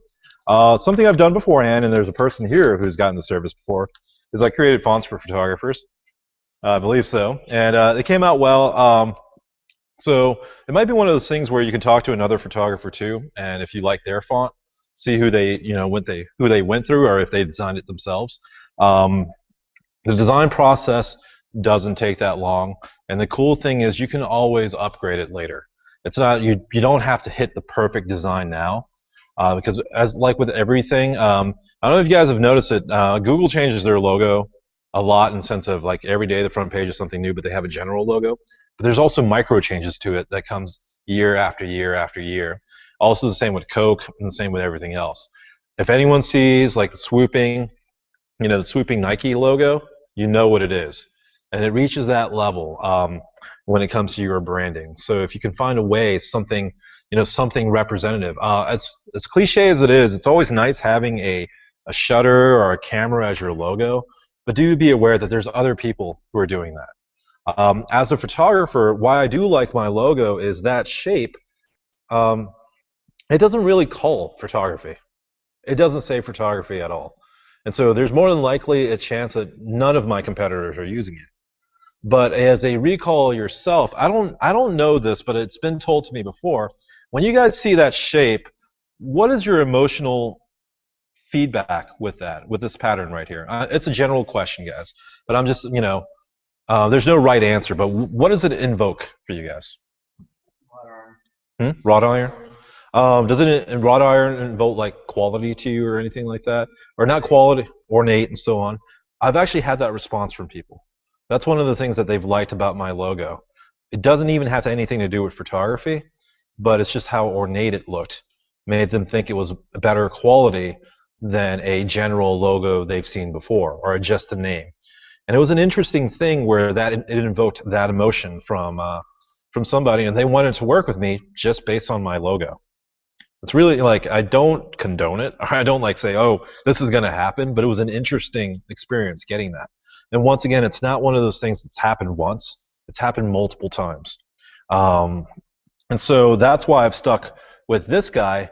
And I do know this, when it comes to copyrights and so forth, as long as you use it and you've used it for a while, that establishes that like if anyone wants to try to sue you, like if someone all of a sudden designs this logo and copyrights it, and they try to bring me to court, I won't have a problem because it's already been established that I've used it now for almost 10 years, right? Correct me on that one, guys. Is that right? Or Yeah. So that's a cool part too. So it's one of those things where like I liked it and I kept it, and I kept on going with it. But there has been multiple iterations of this design. Hell, I mean, I even kind of like some elements of this. I don't want to do the 2014 just yet, but it's a nice integration. And while I was doing this with you guys, I was like, hey, that might be something neat to explore with my current logo, just to keep it up, you know, keep up to date. Take it off a little bit, and that would distinguish it from the other ones. So, question? They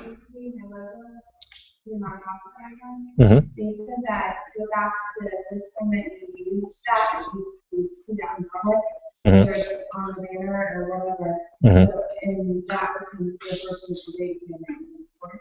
So even if you're thinking about it, my solution would be go ahead and do it. Go ahead and do it put out publicly. If you don't use it, that's fine, but to do it, you should have. Yeah, so protect yourself, guys. In that case, put your $30 bid, $35 bid on Odesk, or 99, was it 99 Designs? Go ahead and do it. Have a general name that you want, do your proper research, and like even if you haven't established everything yet, but have that security blanket. Because you always have the option of choosing something else, but $40 now is a lot better than any legal fees or time later that you have to worry about. And when it comes to the world of business, a lot of people here, business might not be what you want to do. You may not want to sell your photography, but I pretty much say that everyone here probably wants to do more photography. You know, that's kind of a goal. One of those things too is like when you have your brand out there and it's advertising for you, it's creating more opportunities for you to get more work in the sense of more photography opportunities.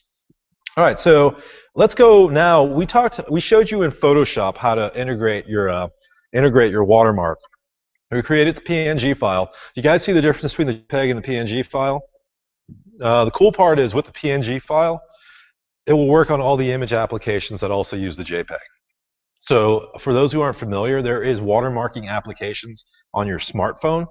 And you could actually load up a PNG file and it'll import your PNG file as a watermark, and you can actually watermark on your smartphone. And so you reference it in Dropbox, and you go to one of these programs, and it's like Instagram.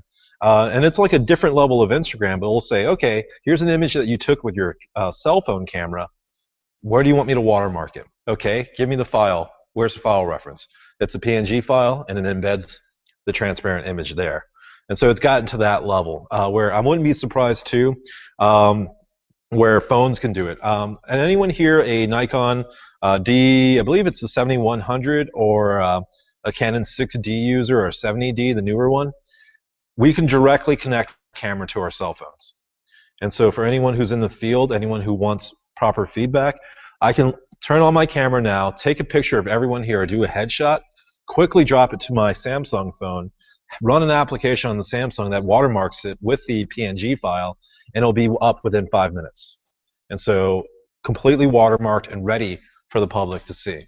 And so for those who aren't familiar with it either, a lot of Droid phones and a lot of Apple phones actually have Photoshop on it, where you can do airbrushing and touch up on your phone, and then export it out with your watermark.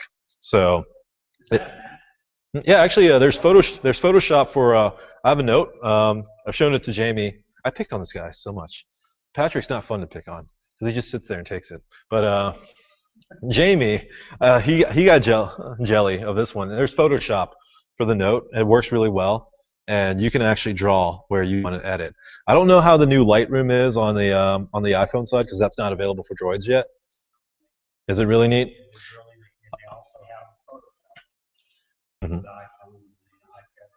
Yeah, because the weird part is the iPhones now are the tablets that we used to work on 6 years ago, 5 years ago. They're just as strong as those tablets, and these image quality, or these image sizes, yes, they're getting bigger.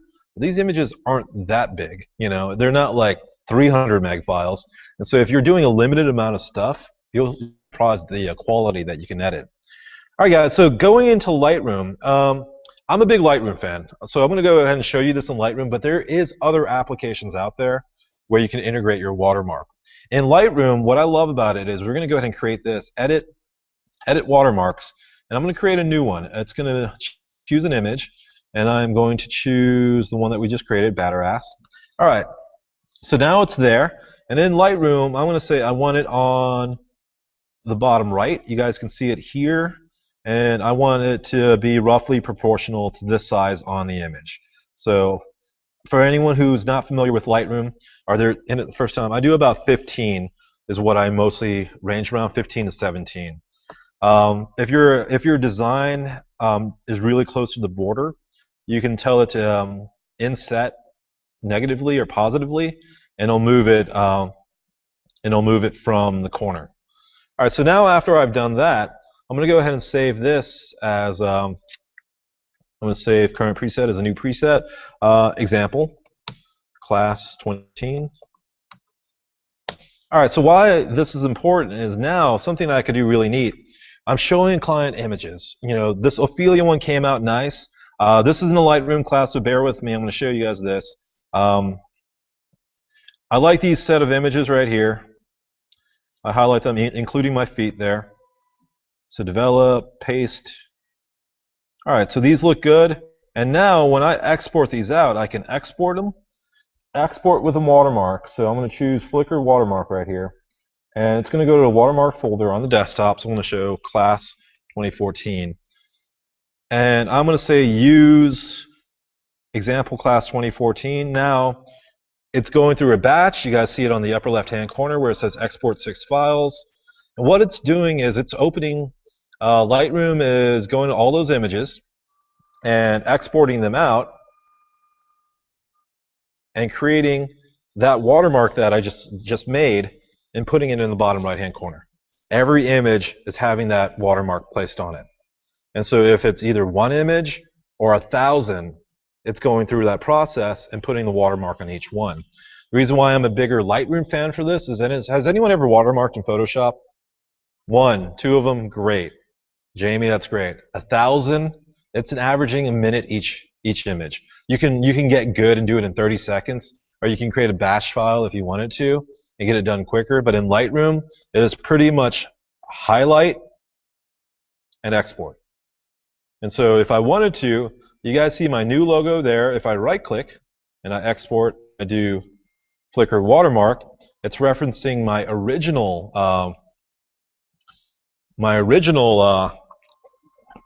watermark. Let me see if I can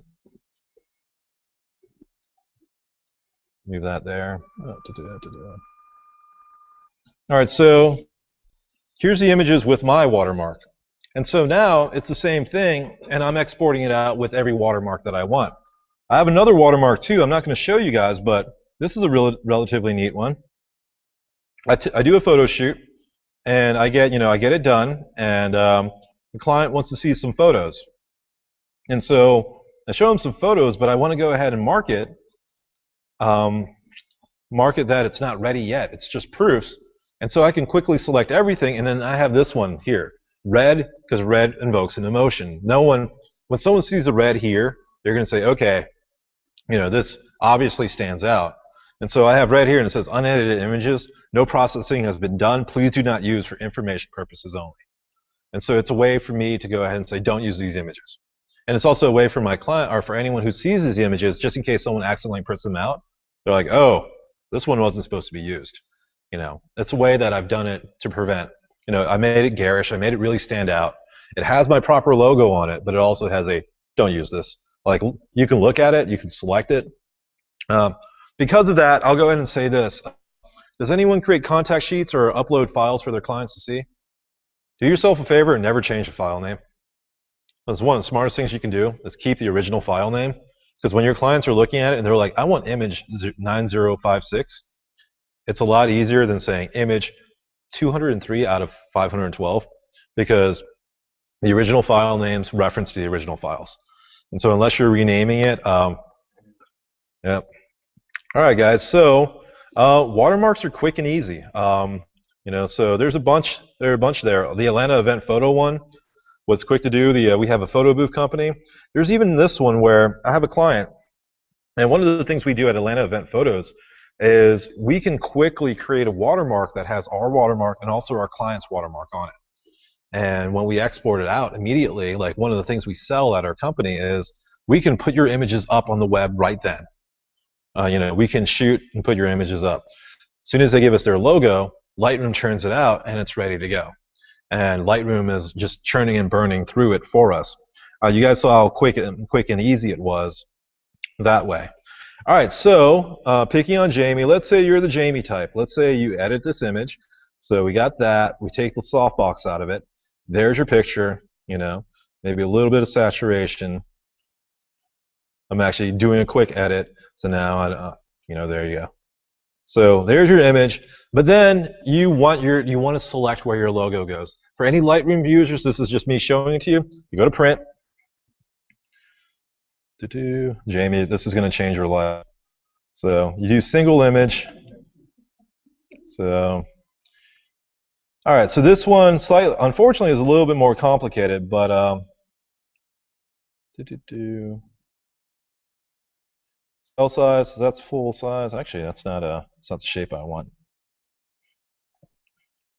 Well, the original is going to be a 4x6. So.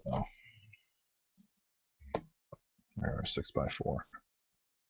There you go. So here's the image. I don't want anything of a border.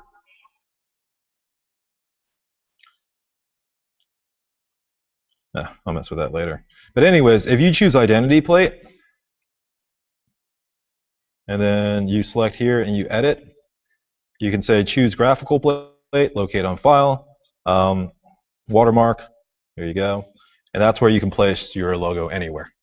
And so for any Lightroom users who didn't know that, that's how you do it. You have to mess around a little bit more, but you have the option of putting your logo anywhere now. But it's only for that one print. It's for that one print. But if you're the type who want to specifically put it, because some people out there, their logo actually they integrate it with it. Some people do it even a little bit more. I don't believe yours is integrated like into the image type thing. It's just placed wherever you think it might look best. And so, like, if you want to, something I don't suggest, guys, is don't do that. You know, that's when it doesn't look as good.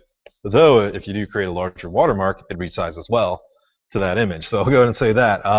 In a case like this, you know, you can place it anywhere, and it's nice. You know, and so after you do that, you go to print to file, and it creates a JPEG. Right here.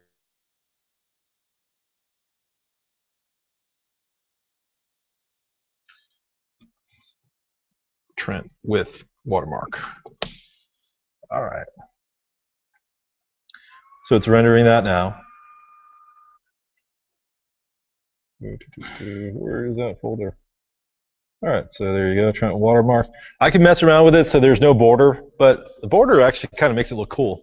But there you go. I can place a watermark wherever I want. And so you have that option there. You also have it in an automated fashion.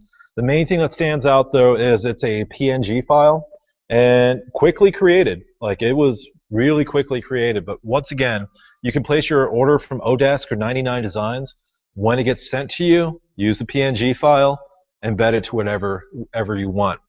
For any photographers who are out here who haven't selected Lightroom or like haven't selected an image organization program yet, just get the cloud service, $10 a month, and you get both Photoshop and Lightroom, and it's really easy. I highly suggest just using that. All right, guys, any questions concerning what you guys just saw? Any? You guys are so quiet. These Wednesday ones are so quiet. I love it, and I'm also scared about them because. When you were doing your watermark at Twitter, is that because of that Creative Cloud? Which one? Sorry. When I was creating the water. You were in Lightroom and you were creating a watermark, and you were posting it to your pictures, and you went into that one screen under export. One was. And then there was a Twitter drop down on the left. On the left? Oh, I saw it. Yeah, Flickr. Oh, yeah. Over here, under library? No, you just had it. This right here? Hit the export. Go back to your export tab. Oh, it says Flickr? Yeah, I've never noticed that on mine. Oh, no. It's something that you create. Like, it's something, like, if I go ahead and do this, like, let's say by default, imagine none of these are here. So, none of these are there. You just have these. I go ahead and create something. So let's say I want to say when the file is created, I'll go ahead and show you guys for anyone to help you out here. Puts it in a folder. So this goes to my desktop, and it says it puts it into export example class 2014. All right, so it creates that folder, and then rename to, I do a custom name, but I do original file number. I always keep the original file number in there. But I'm going to go ahead and say example class. All right, and so it shows you a reference here for what it is. All right, image format, JPEG, color space, sRGB that we talked about. Quality, that's super high, so maybe I'll put it down to 75. All right, so resize to fit. There's width and height, guys, but what I suggest is resize to fit and just do long edge. So whatever your longest edge is, that's what the size is going to be. And so 2560, let's keep that up there. Resolution does not matter. I will go ahead and tell you guys that it's a little reference file or reference number that the file has. Your main thing that matters is your pixels. Resolution doesn't matter. Why it's there is if you put 72 there, it's going to divide 2560 by 72, and that's how many inches it thinks it can print out. If you write down 2560 here, and you put resolution 256, how many times does that go in over there? 10 times, right, guys? So when you print the file, by default, it's going to say this is a 10-inch print. But you could tell it to be a 20-inch print if you wanted to. It doesn't matter. As long as you, it's just a starting point for the computer to say, okay, this is the resolution. This is what I think it should be printed at. But you can select whatever print size you want. All right, include all metadata. This is where you can completely strip it if you want. You can remove everything. Watermark, it's referencing the watermark files that I've created. If you guys go there, you'll see that I have a bunch. I've done this class a billion times. And so it just shows you there. And for those who just get Lightroom the first time, or who got Lightroom the first time, you can always just do watermark, and you can edit your watermarks and do a simple text one. And it'll embed in right there. All right, and then post-processing after you do it, where does it go? You can do show and explore. Okay, so we've just created this. We selected the file. We're going to hit export. So now, after that file is created, export example, class 2014. And there you go. So why I was going to show you that is now, after I've exported this, let's say this is great. It's exactly what I wanted. I could go to export again. All the settings are still there. And I'm going to click add, example class, 2014. But what I always do is I always put the image number it resizes to. On my desktop, it has all of them. On my laptop, it's kind of like, you know, whatever. So if you don't see it on my laptop, I apologize. But what I'll do here is 2048px. That tells me what the image size is. And so I click OK, and now on this left-hand side, it's there. Why this is really cool, though, is going back to these images. So I love these. I'm going to go back to the ones where she's standing, so we have a little bit of color there. All right, so I love these images. You know, I want to share them out. I right-click on the files. I hit export, and right here is example class 2014. Click that. This is how fast it is. You know, it's harder to go ahead and tell you it than actually just you guys doing it. I selected them real quick. I right-clicked on it. I hit export. Now I'm getting the images with my logo immediately on them. So, quick and easy. That little Tamron's doing pretty good. Little Tamron 2470. It looks sharp. Yep. So, all right. So when you do it that way, and you have an image that you do want to move it, you want to move that watermark. Can you move it after it's been applied? No, unfortunately, it's a process what's called destructive processing, where it takes the original file and you embed your graphic in. If it's it's flattened in the image. So unfortunately, it's done there. I'm in the school of thought where like the watermark is nice, but I don't necessarily move it. I just designed a watermark that could go over anyone. So it's really one of those, now you choose what you think might be best type thing. My preference is the watermark is there for when the image is generally used. People will see the watermark and they'll know where it's from. but I don't go out of the way to make it so it's so difficult where you can't edit the image and take it out, because if someone's really good, they can take your watermark out. And so I just have it close enough where it's not distracting from the main image, but it's, you know, it's within there. Were you making a point, or were you going to say something, or?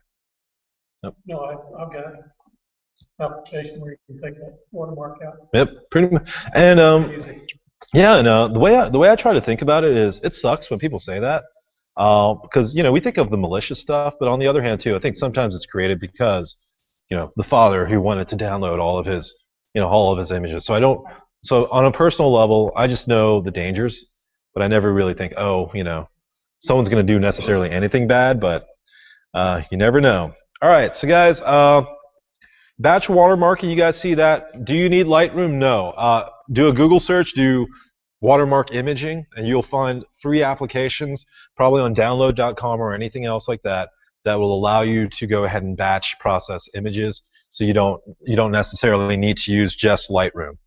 All right, just remember the PNG file thing. All right, so that leads into the next slide, which goes into sharing your images via social media. Some of these are no-brainers, guys, so this is where I want you guys to chime in with your personal experiences and also other thoughts, and this is where we create more of a dialogue between each other. All right, so sharing your images via Facebook, guys. Facebook is still big. Every year there's always that thing where people think it's dying, but it hasn't gone the way of MySpace or anything like that yet. Business-wise, actually Facebook, despite as much as everyone wants to complain on the business side, Facebook is still a behemoth when it comes to your personal, or advertising your personal businesses, or not your business, but your personal photography page. Has anyone here not created a Facebook photography page yet? You don't need one, but I highly suggest doing it. The reason being is it allows you to separate your personal page and your photography, because opportunities are different for each one. And also sometimes dealing with, Facebook allows someone to be anonymous enough where they will voice their opinions, or their feelings, or their thoughts about you, or anything in general. You know, let's say you're religious, or not religious, but political on one side, and your Facebook page has your political rants. Your clients who might hire you, or your people who you might do photography with, may not want to see that. So it allows that separation there. Business pages and stuff like that. One of the biggest complaints you'll see with Facebook is that, you know, you have to, if you want to advertise your page, all of a sudden Facebook needs to generate revenue, and so they're charging you for something that people say may have been free before. But the strength of the Facebook page is actually pretty nice. I want to go ahead and note this. Does anyone here have a website or anything else like that yet? All right, I want to go ahead and tell you guys one of the main things about websites, just so some people understand it, some people don't. A website is not an advertising tool that goes out and gets you clients. It isn't. The main thing in a website to remember is the word web. You're setting a trap up. You're setting a web up where it lures a person, or it's out there for a person to fall into and then get trapped in. It doesn't go out. It's not a flying web that's going out there and catching things. So where this premise comes in is you're putting lure in, you're putting stuff, you're putting bait in, which is attracting someone to come in there and spend time on your site. And so remember that mentality there. That's how it advertises. And so why that's a benefit to you is if you don't have a page, make one. Does it get a lot of hits? Maybe not at the beginning. But that one hit now might turn into 10 a week from now. And a year from now, you'll be surprised. Someone may have seen your page and it hit, something was amazing to them, and they may have a wedding coming up. But has anyone planned a wedding before? You don't have it tomorrow. You have it a year from now. So a lot of times what happens is someone will see your page, and a year later or 6 months later, they finally contact you. I'm ready to go ahead and get a photographer for this wedding, and I've seen your website 6 months ago. And so that's what you want to do with a Facebook page or anything like that. If you don't have one, go ahead and create one. The only issue that it comes down to is copyright issues. And this is my belief on it, and I don't necessarily know this is true.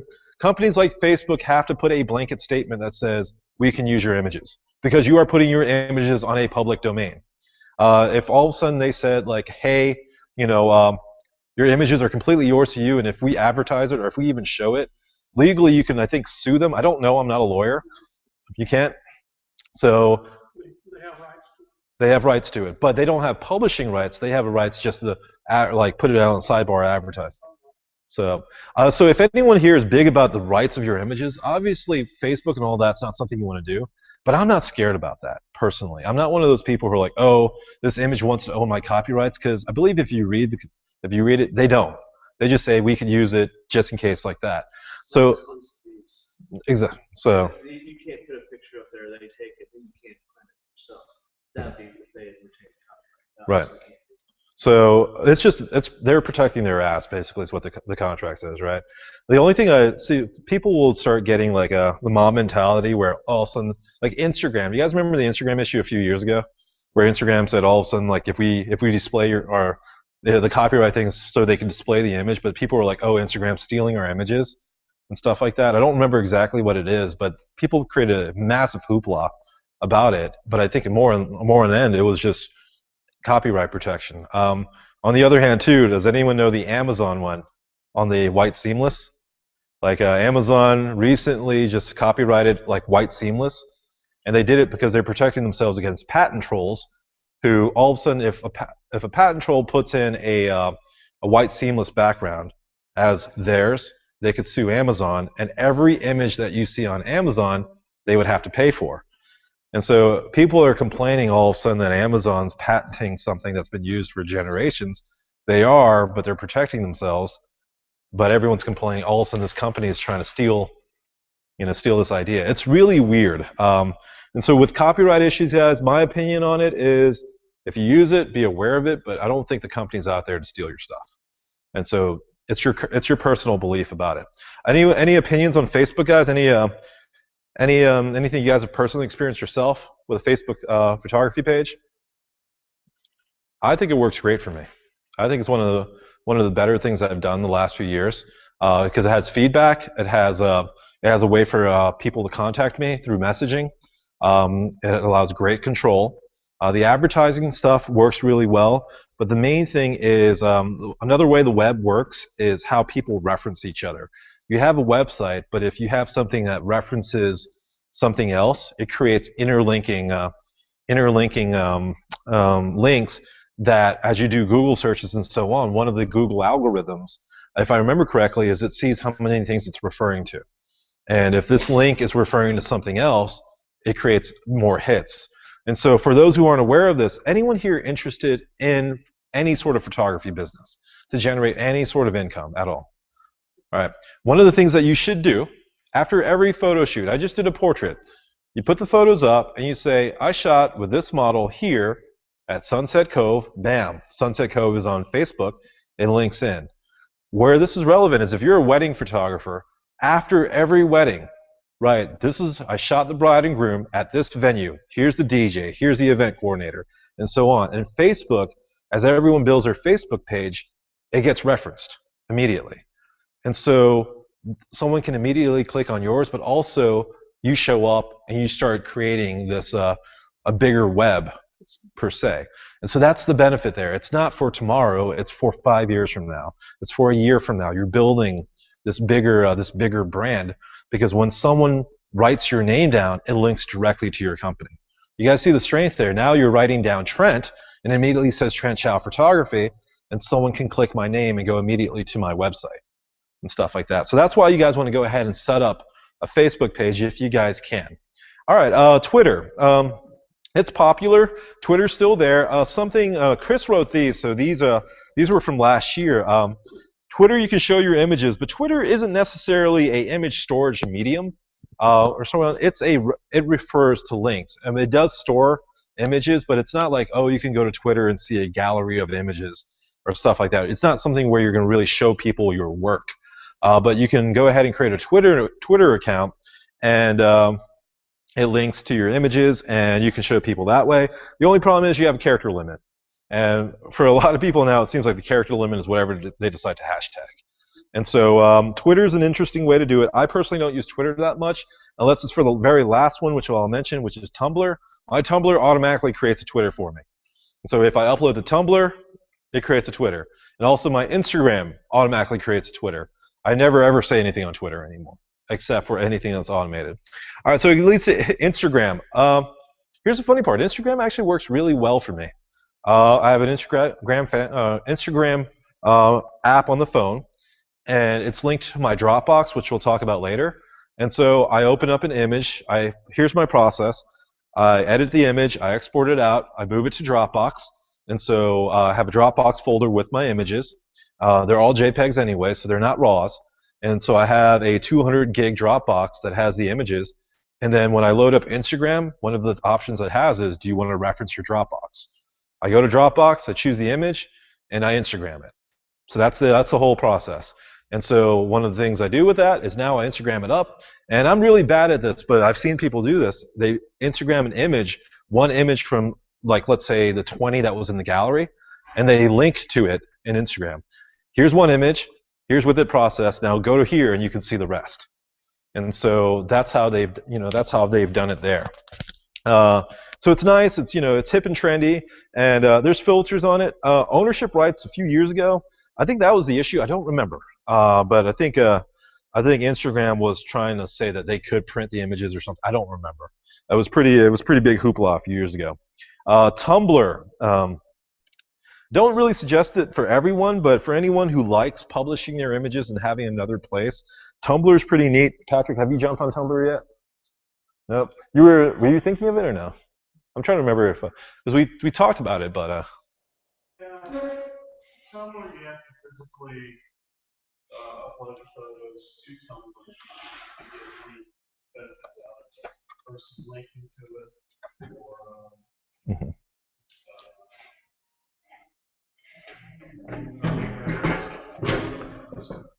So yeah, what Patrick means there is instead of like Twitter where you can reference where the image is already put up, Patrick, you're being lazy. That's all it is right there, man.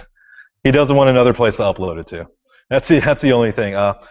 Here's for the general 20,000 foot view of it, or 100-foot view of Tumblr. Tumblr is less social to me. It is a social media site, but you can either click and relink it, or you can leave a small comment. But it's not like comment after comment, and you can have a dialogue. It's not like a forum-based thing.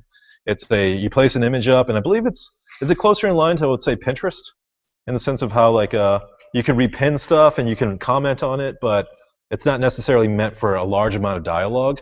But it's a great place to share your information, or just to share images. So Tumblr works really well.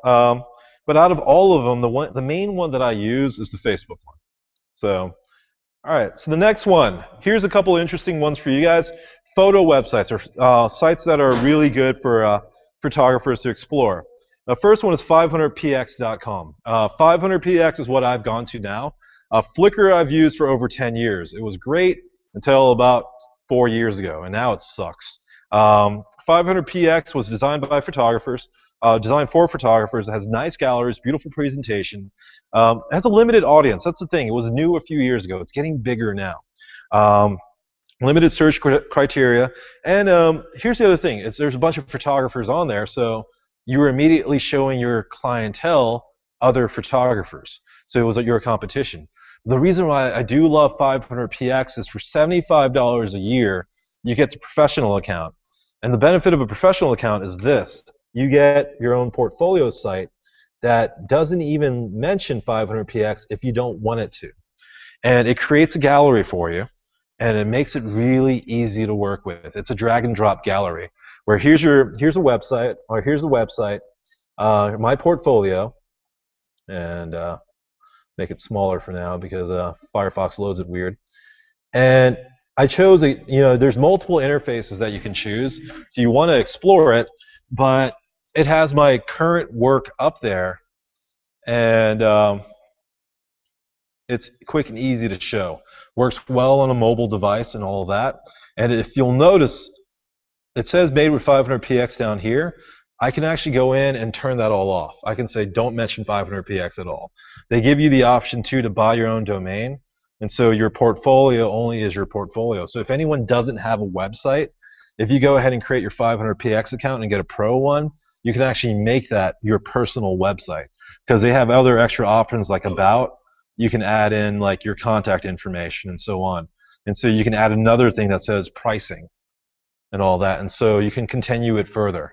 And so that's why I link people now to my 500px, because when I create a wedding one, there can be, you know, like engagement shoots, stuff like that. It allows you to create sub-galleries in there.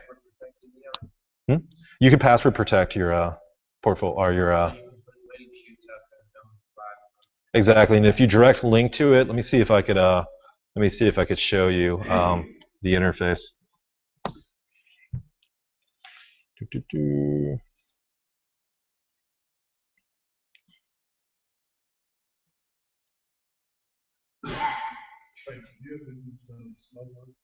I've used it a long time ago, but my experience on it is limited.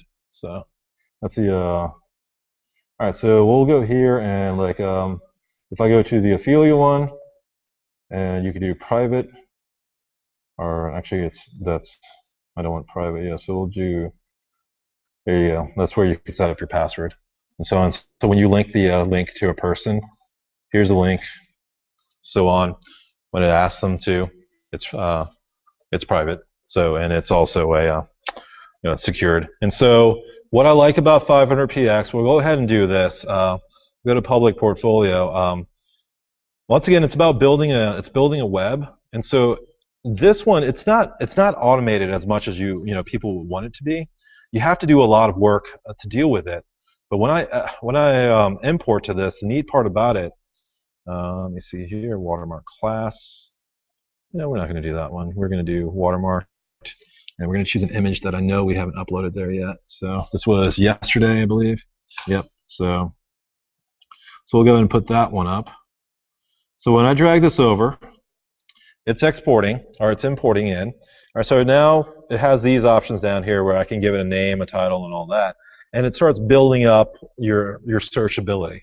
And it starts building up your network. So I'm going to name it PKF test or clothing shoot at Little Fives, Atlanta. All right, so public profile, quick and dirty edit from the shoot.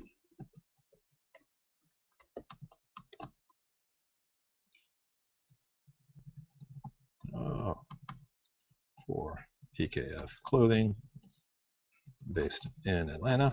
All right, so now you can tag stuff like PKF, Little Fives.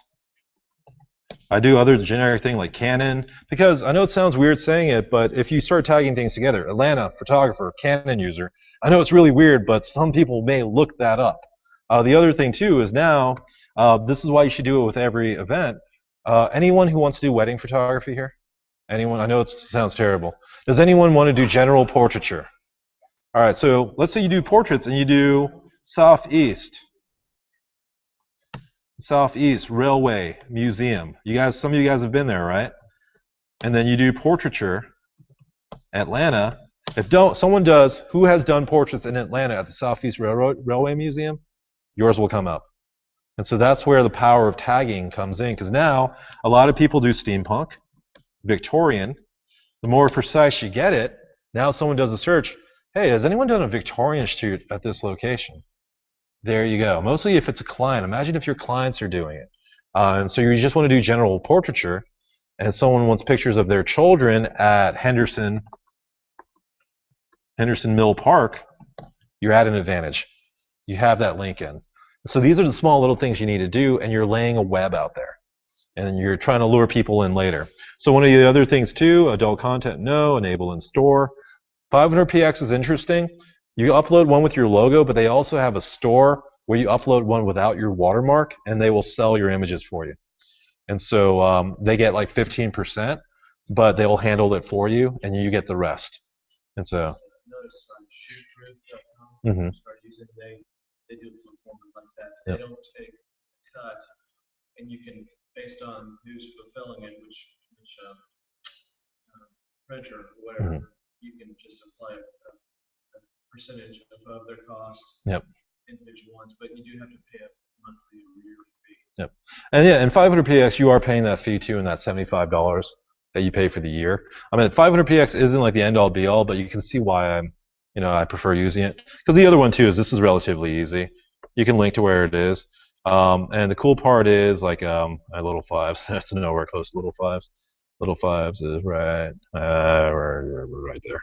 Anyways, the cool part is if you load up like 12 images, it copies or duplicates a lot of these, so you don't have to repeat it over and over. Like when you select on the map, it assumes that you've shot it all in the same general area. When you drop your first pin, it's going to drop it for all of them. And so it's not one of those nightmarish, you have to do it for everything. But for anyone who's not familiar with Lightroom, you can actually populate these tags in Lightroom when you're first importing them in, and they get auto-exported or auto-imported in when you drag the image in. So a lot of these things are automated for you. Yeah. So the category 2, categories on their side, but now people, it says the discoverability is really high. I click finish upload, and now it's available on the site itself. The cool part about this, and I'm not giving you guys too much of a tour, is it's not under my website portfolio. That's this right here under portraiture portfolio right here. So it's not immediately displayed on my main site that I showed you guys. It's displayed for the general public to see, but this right here, let me see if you guys notice that these images are there. These first two, I'm going to go ahead and drag. I'm going to drag Delaney into it. You see here, is it loading in? All right, so I'm going to drag her into it. It's going to say 140. All right, I'm going to click here. And this is where I was saying it's relatively easy as a 500px user, and this is why I'm doing it more often. And I'm actually going to transition to 500px being my main portfolio site. I click save here, and now when I refresh this, it might take a little bit, but we'll see in just a second. Waiting. So there you go. You guys notice how quick and easy that was? My main portfolio is really drag and drop now. I go to 500px, and I can move things around. I don't like that placement here. I just move it there.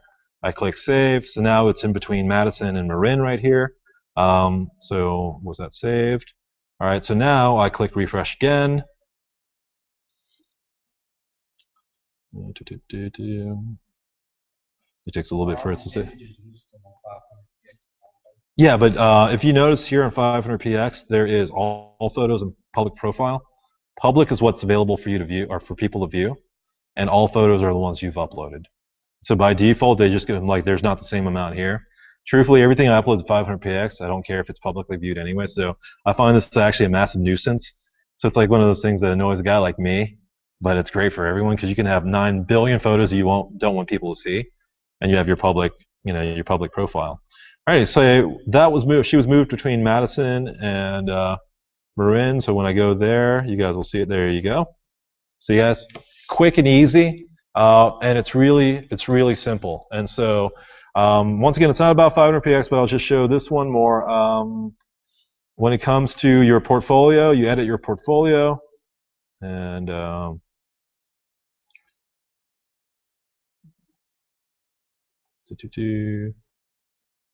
it'll eventually load up. There's different formats that you can choose. And so you can choose something a little bit more flashy and dynamic. Because that right now that's a current theme, but you can pay for some, but you can choose something like this one. So you can preview it, and now it's showing.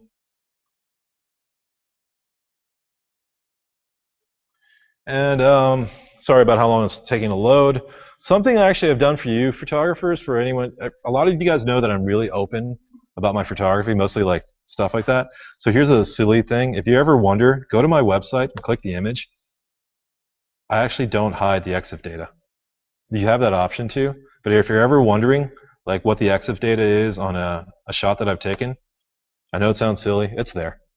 Like I make it available to everyone. So it's pretty interesting. The reason why is when I show students, you can shoot f16 and you can shoot 2.8.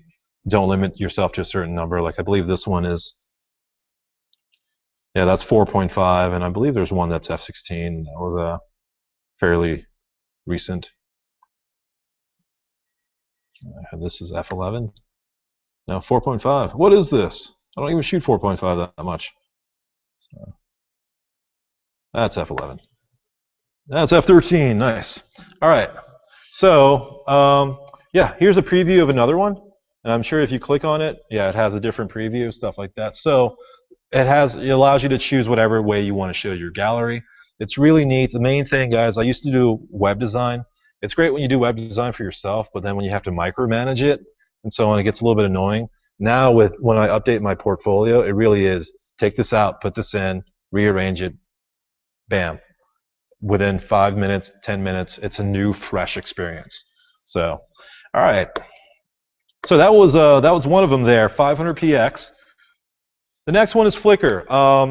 Lots of control, affordable. The benefit of Flickr back in the day was it allowed you to store images and share them.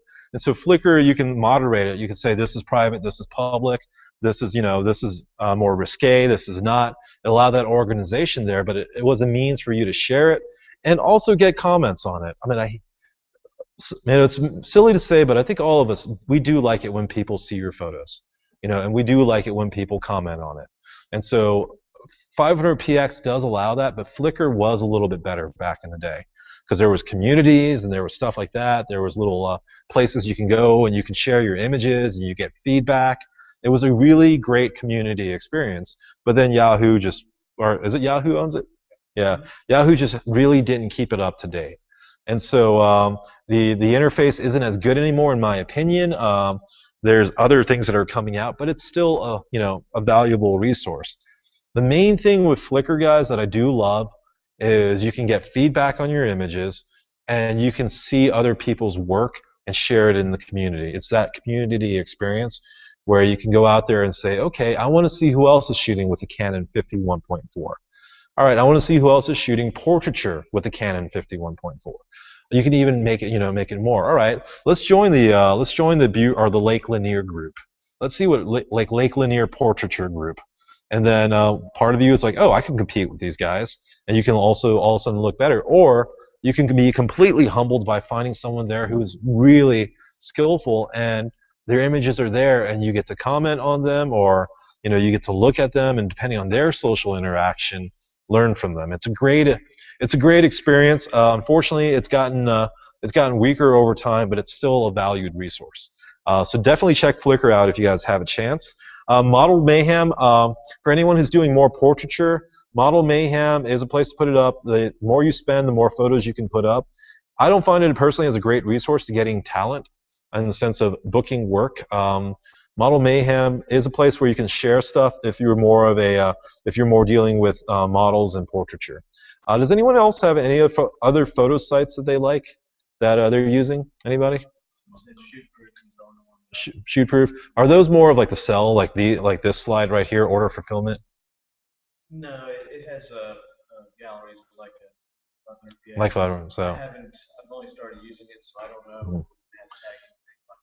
Okay. Yeah, because fulfillment, guys, the only difference between fulfillment and the photo sites are basically the general premises of what they're on. Like 500px, you can sell your photos there, but the main selling point is it's a location to store your images and for people to comment and for people to talk about. Order fulfillment is the main thing. Is there really isn't like a comment database. You can't comment on these photos at all. Mm-hmm. So it's more of a order. It sounds like it's more of an order fulfillment site. Yeah. So yeah, because sometimes you don't want comments. You don't want to be like this bridesmaid to say, "Oh my God, I look so fat," stuff like that. Because it's meant more for like, "Hey, am I going to buy this print or not?" Question.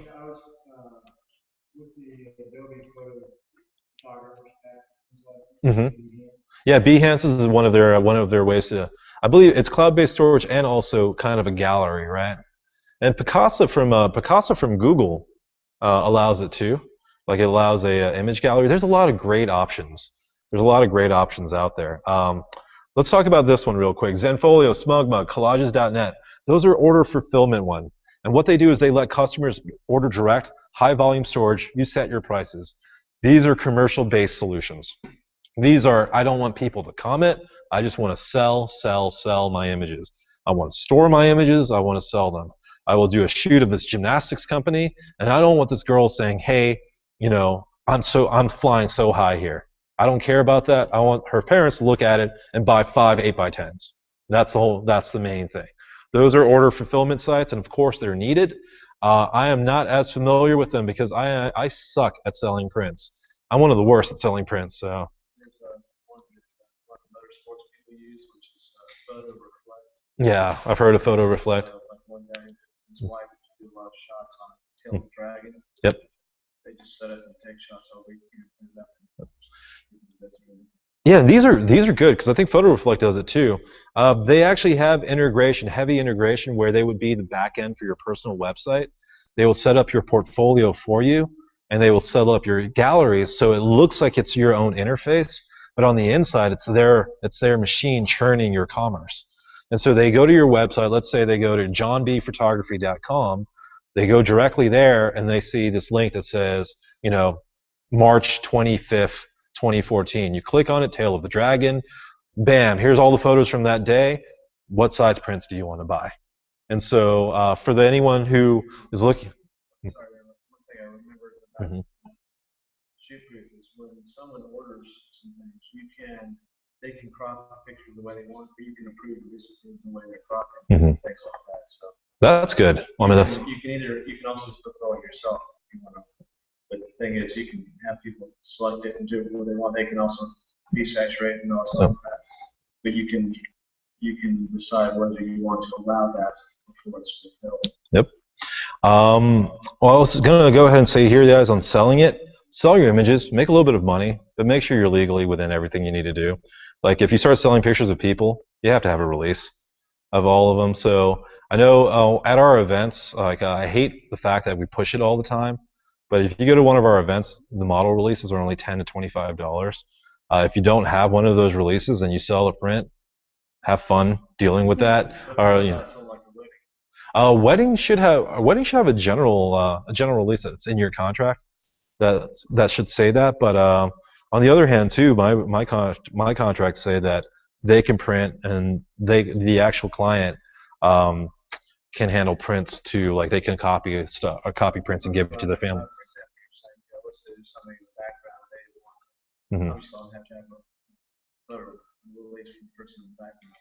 There's I don't know the legalities of them. I think it's a general, like, it's hard to say. Does anyone's?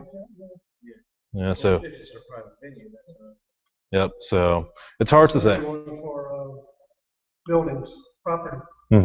Yep, property lawyers. Also, the film was they haven't done with shoot, you got to get a tax number because you're selling stuff without taking tax. You can't take taxes unless you have tax number. Yep.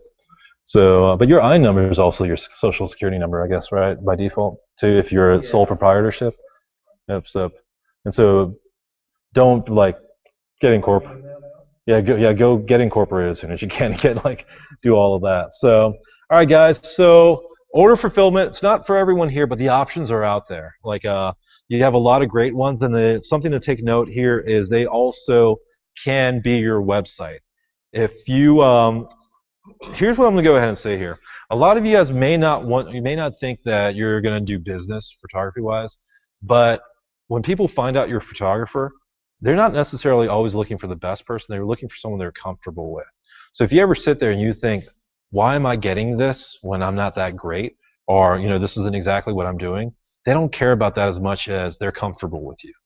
And so all of a sudden, if you find that you need to do, you need to set up a website or so forth, and you have the opportunity, let's say once or twice a year to do an event, let's say a charity event that's paying you, and it's going to pay for all of this, just get it handled. Just get it done.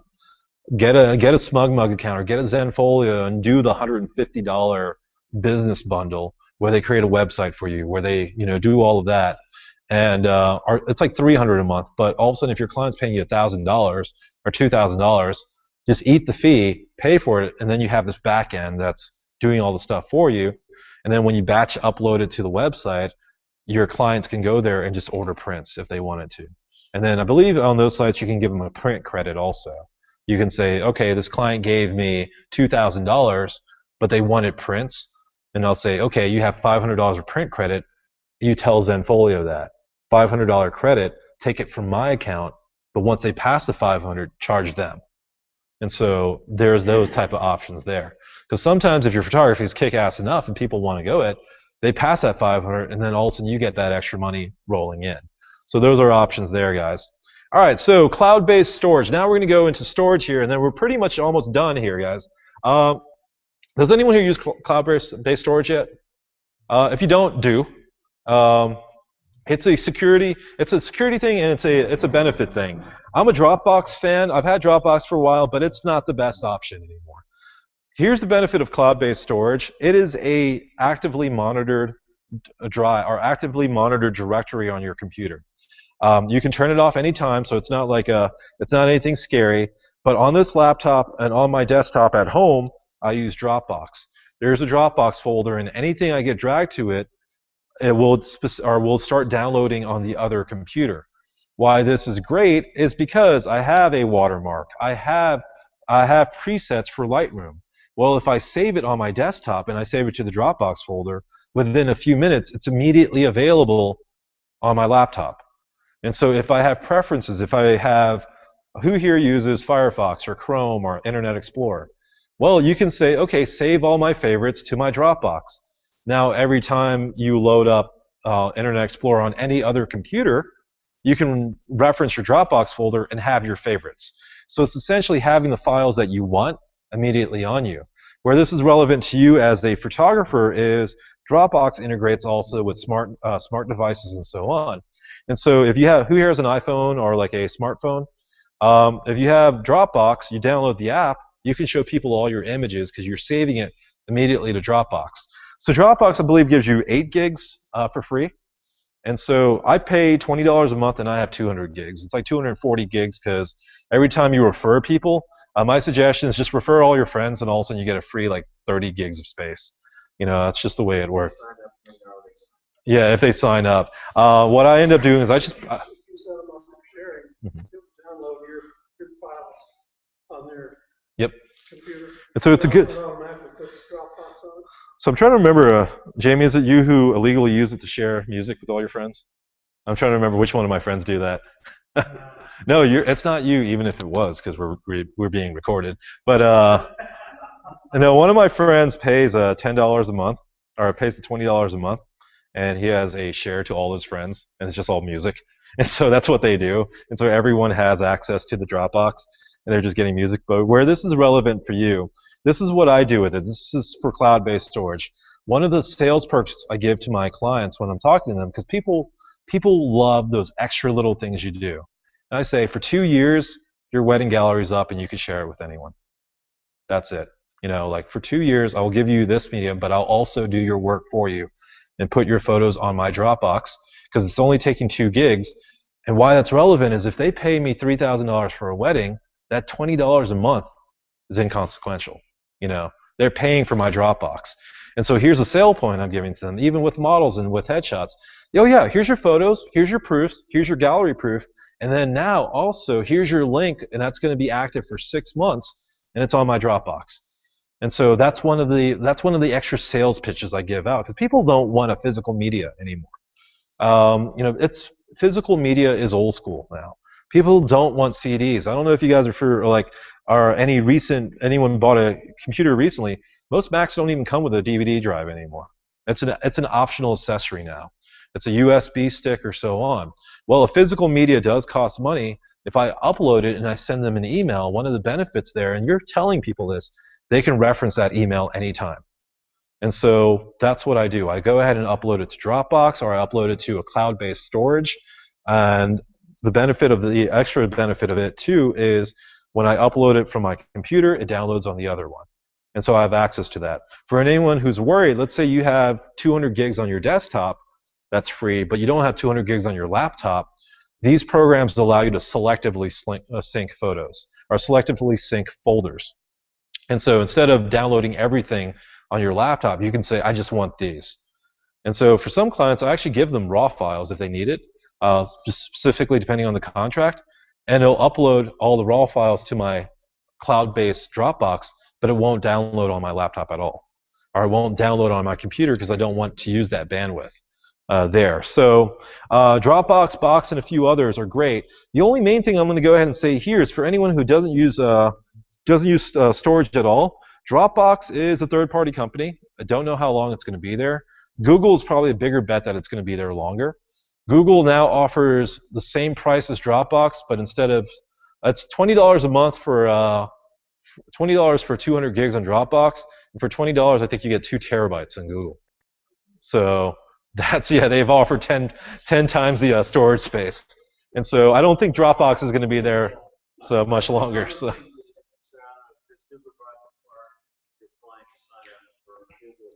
Mm-hmm. But here's the thing, more than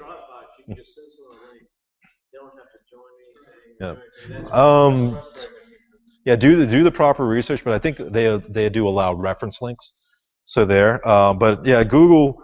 It was about 4 months ago when they just decided to slap Dropbox in the face, and then it literally went from, all right, they paired it equally, 100 gigs on Dropbox, 100 gigs on Google. The next day they were like, any old Google users, you now have 1 terabyte.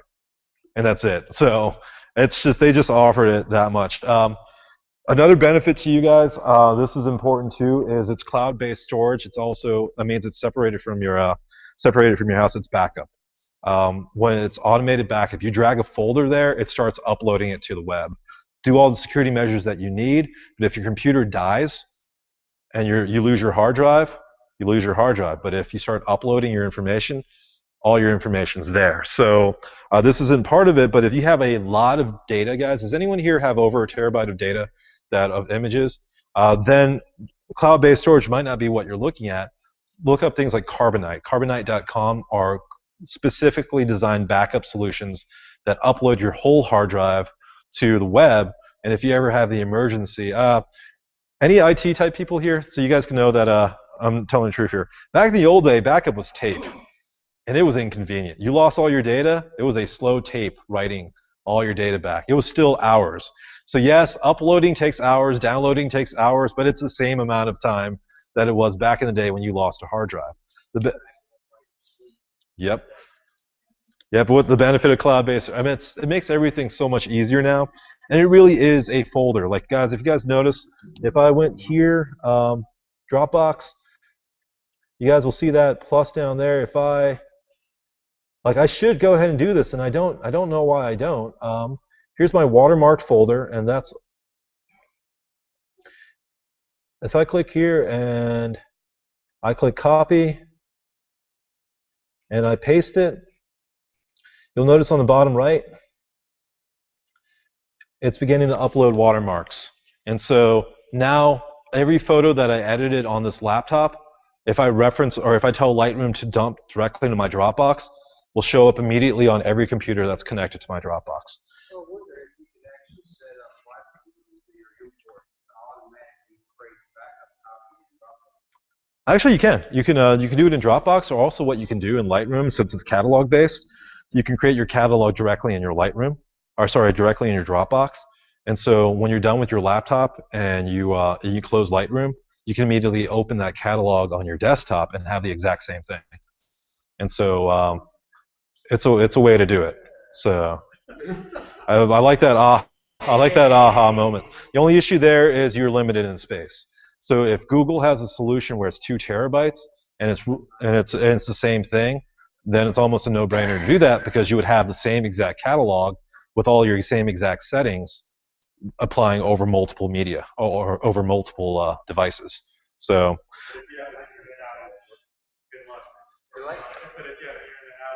Mm-hmm.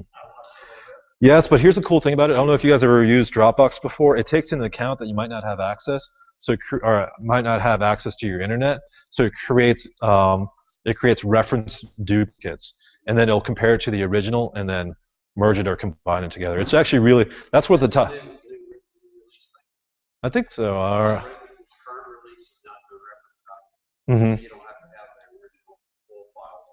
Yep. So it's pretty neat. But anyways, here, guys, it's uploading now. It's telling me, it's telling me things are being uploaded, and it's fairly quick. If anyone's concerned bandwidth-wise,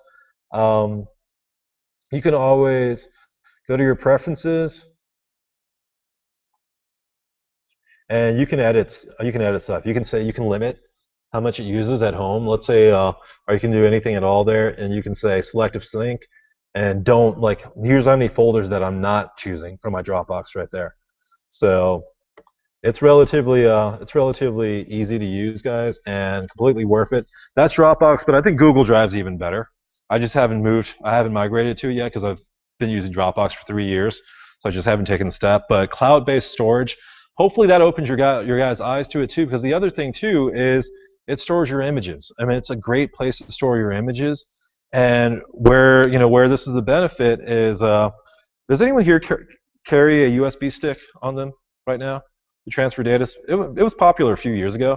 Maybe some relevant information like a resume or something, just so you have these really important things on you. This is your ability to carry files anywhere. If you go to any computer right now, you can go to Dropbox.com and log in. You have all your files there, and so you can immediately download anything you want. And so why that's good is, let's say you're busy and but you're like taking a vacation, and you need access to a quick image that you want to edit just because you have now access to a computer that's not yours. Well, you can log into your Dropbox web interface, download it, edit it, and then re-upload it through the web interface, and it's there. And so those are some of the benefits there. It's just extra file storage. Yeah, actually. No, it's actually that's where we're really happy you just mentioned that, because it was exactly that.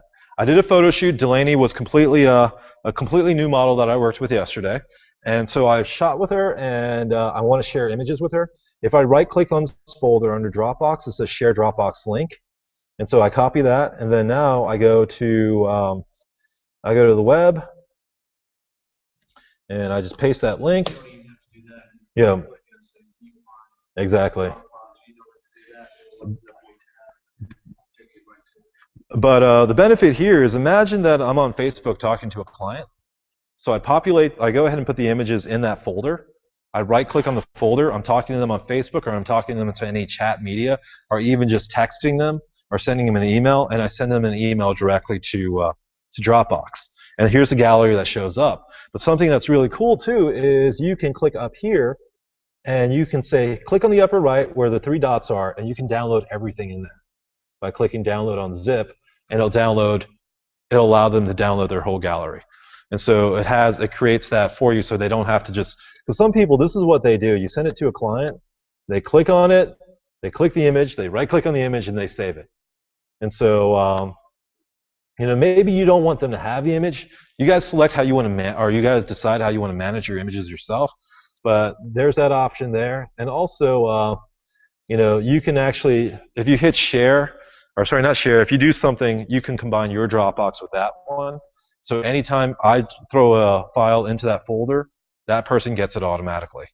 So if that person deletes one of those out of there, it deletes it off. It does, but something. Yeah. If you send them this, they can't. But also one of the things too is you can recover. You have I forgot how long it is for a Dropbox, but you have like months of recovery. So if someone accidentally deletes something, you haven't lost it. You can actually recover the files back. All right. So where this is relevant is now I right-clicked on the folder, and I gave the client immediately access to the files there. And so it's a nice quick way to share your images. And once again, they're branded. So if the client clicks through, they send it to their friends. All the images are branded. And it was relatively quick and easy to do. And so something I actually end up doing is I export in Lightroom directly to Dropbox, and I just walk away, and I come back, and 25 minutes later, Dropbox is ready with all the files, and I right-click on the files and send it to the client. The cool part, too, is as soon as there's one file in the folder, you have the link. So you can say, hey, client, look up in 25 minutes, but here's the link for it already. So actually, I'll show you that real quick, and then we're pretty much done. Let's say, so I choose this, and I export this out. So I'm going to export this. I'm going to select this, and then I'm going to say put in a specific folder. Choose folder later. And we're going to choose our new watermark. So we're going to say example class 2014. So export this out. And we are going to choose Dropbox, Photos, folder, example class. All right, so I'm going to select that folder. And so now it's exporting out, but as soon as I go to Dropbox, you guys will notice here, example class, even though it's not fully ready yet, if I left click on it, or if I right click on it, I can go ahead and share the Dropbox link, which I'm doing now. And it's not going to show you every file. It's uploading now, but if you tell your client, hey, check it in 20 minutes, there you go. So now it's slowly there. But hey, client, check it out in 20 minutes. They hit F5, and it should. You guys notice what's happening? It's populating it, and it's uploading it. And so within 25, 30 minutes, you've already given them the link, but they have access to the files, or they have access to see the files already. And so as you get used to it, it works really well. So that's why I've moved from a physical medium, physical delivery, to an online one, because it's a lot easier and also saves me hassle. Yes, people still want CDs. Yes, people still want DVDs. Yes, people still want a USB stick. It's not a, okay, you're not getting these anymore. It's a, I'm going to go ahead and do this as my main means of giving people images, and then transfer, and now make it an option to do a DVD. Because physical media takes more than just the physical media. For cost, it takes your time and so on. And so these are ways to, to make it more efficient for yourself. That's why it's great having, outsourcing printing, because you can do printing in-house, but I don't know if anyone here has ever owned a big printer. It's like the worst. It's like owning a boat. It's like the worst things you can ever do. So if you're not into it, yeah, ink cartridges cost more than blood, and all of that. So. All right, guys, so the last slide, well, see here, it's fully uploaded now. So it's really quick, really simple. Client clicks on it. Bam, guys, we just made that watermark. I mean, all of this was done today. So it's really it's really quick and easy. So the last slide is questions and comments. Any questions, any comments, guys? Anything you guys want to know? Anything we may have not hit on that you were expecting us to talk about? Yes, you can. So the interface, I'm not as familiar with the integration. It is for those who are more IT literate. It is a custom app, or sorry, it's a program that's running, and it's actively monitoring stuff. For those who don't know what I'm talking about, it's a program I'll show you here. You install the program like Dropbox is here, and that allows you to pretty much have the option to right-click and see these, see these extra options. So Google Drive does the same thing and installs a client, and it goes from there. But if for anyone who's more manual users, it allows you to manually do it too. You can manually upload. So it's both automated and manual. So, all right. Any other questions or comments or anything you gues want to add in? Any of your personal experiences? How are you guys currently branding or doing anything with your images? Does anyone is this something completely new to anyone here, branding at all or watermarking? I just started. You just started? I just started learning how to do it. For those who have branded for a while, should these guys go ahead and just get a logo and all that done, in your opinion? Yeah, from your personal opinion, has it helped you having a logo and having a watermark? So it's more, on my experience, yes. Go ahead and do that. So if anyone's wondering, just get it done now. Sorry, what was your name? Rosalind. What Rosalind mentioned concerning the going ahead and getting it done early, do that. It's not one of those reasons why you want to sit there. You don't want to sit there thinking, oh, I just want to own this now so I can own it. But it is one of those benefits you have there. If you set up your company now and if you use your company or use your name now, but all of a sudden in 10 years is when it really picks up, it's still 10 years of usage on it. And so Odesk.com or 99 Designs, I can't really speak for 99, but it sounds, if you worked there, Jamie, it probably was pretty good quality, right? Okay. Because Odesk, my experience with that is Vivian bought 2 logos, and they both came out really good. And she spent, I think, a total of less than $100. How many logos have you done for her, Jamie? 10. And Jamie's work is really good. Unfortunately, he's busy now, but I would suggest talking to him if you want a logo. But he probably won't charge you less than $200. So. Yeah, but any comments concerning colors and so forth, once again, what you can always do is you can always say, hey, Trent, hey, Jamie, hey, Patrick, how does this look? Don't send it to Patrick, though, because his watermark sucks. I'm sorry, Patrick, but it does. The that's it. Concerning watermarking, guys, I want to go ahead and repush it. It's not about security anymore. Like as much as I would love it to be, I think a lot of us will agree. Those of you guys who do have a watermark now, is it about security in any ways to you? No. It's advertising. It's branding. And that's the thing. The root of it all is everyone here, you guys want to do more photos, right? Here's where it leads to. It's a web that's out there.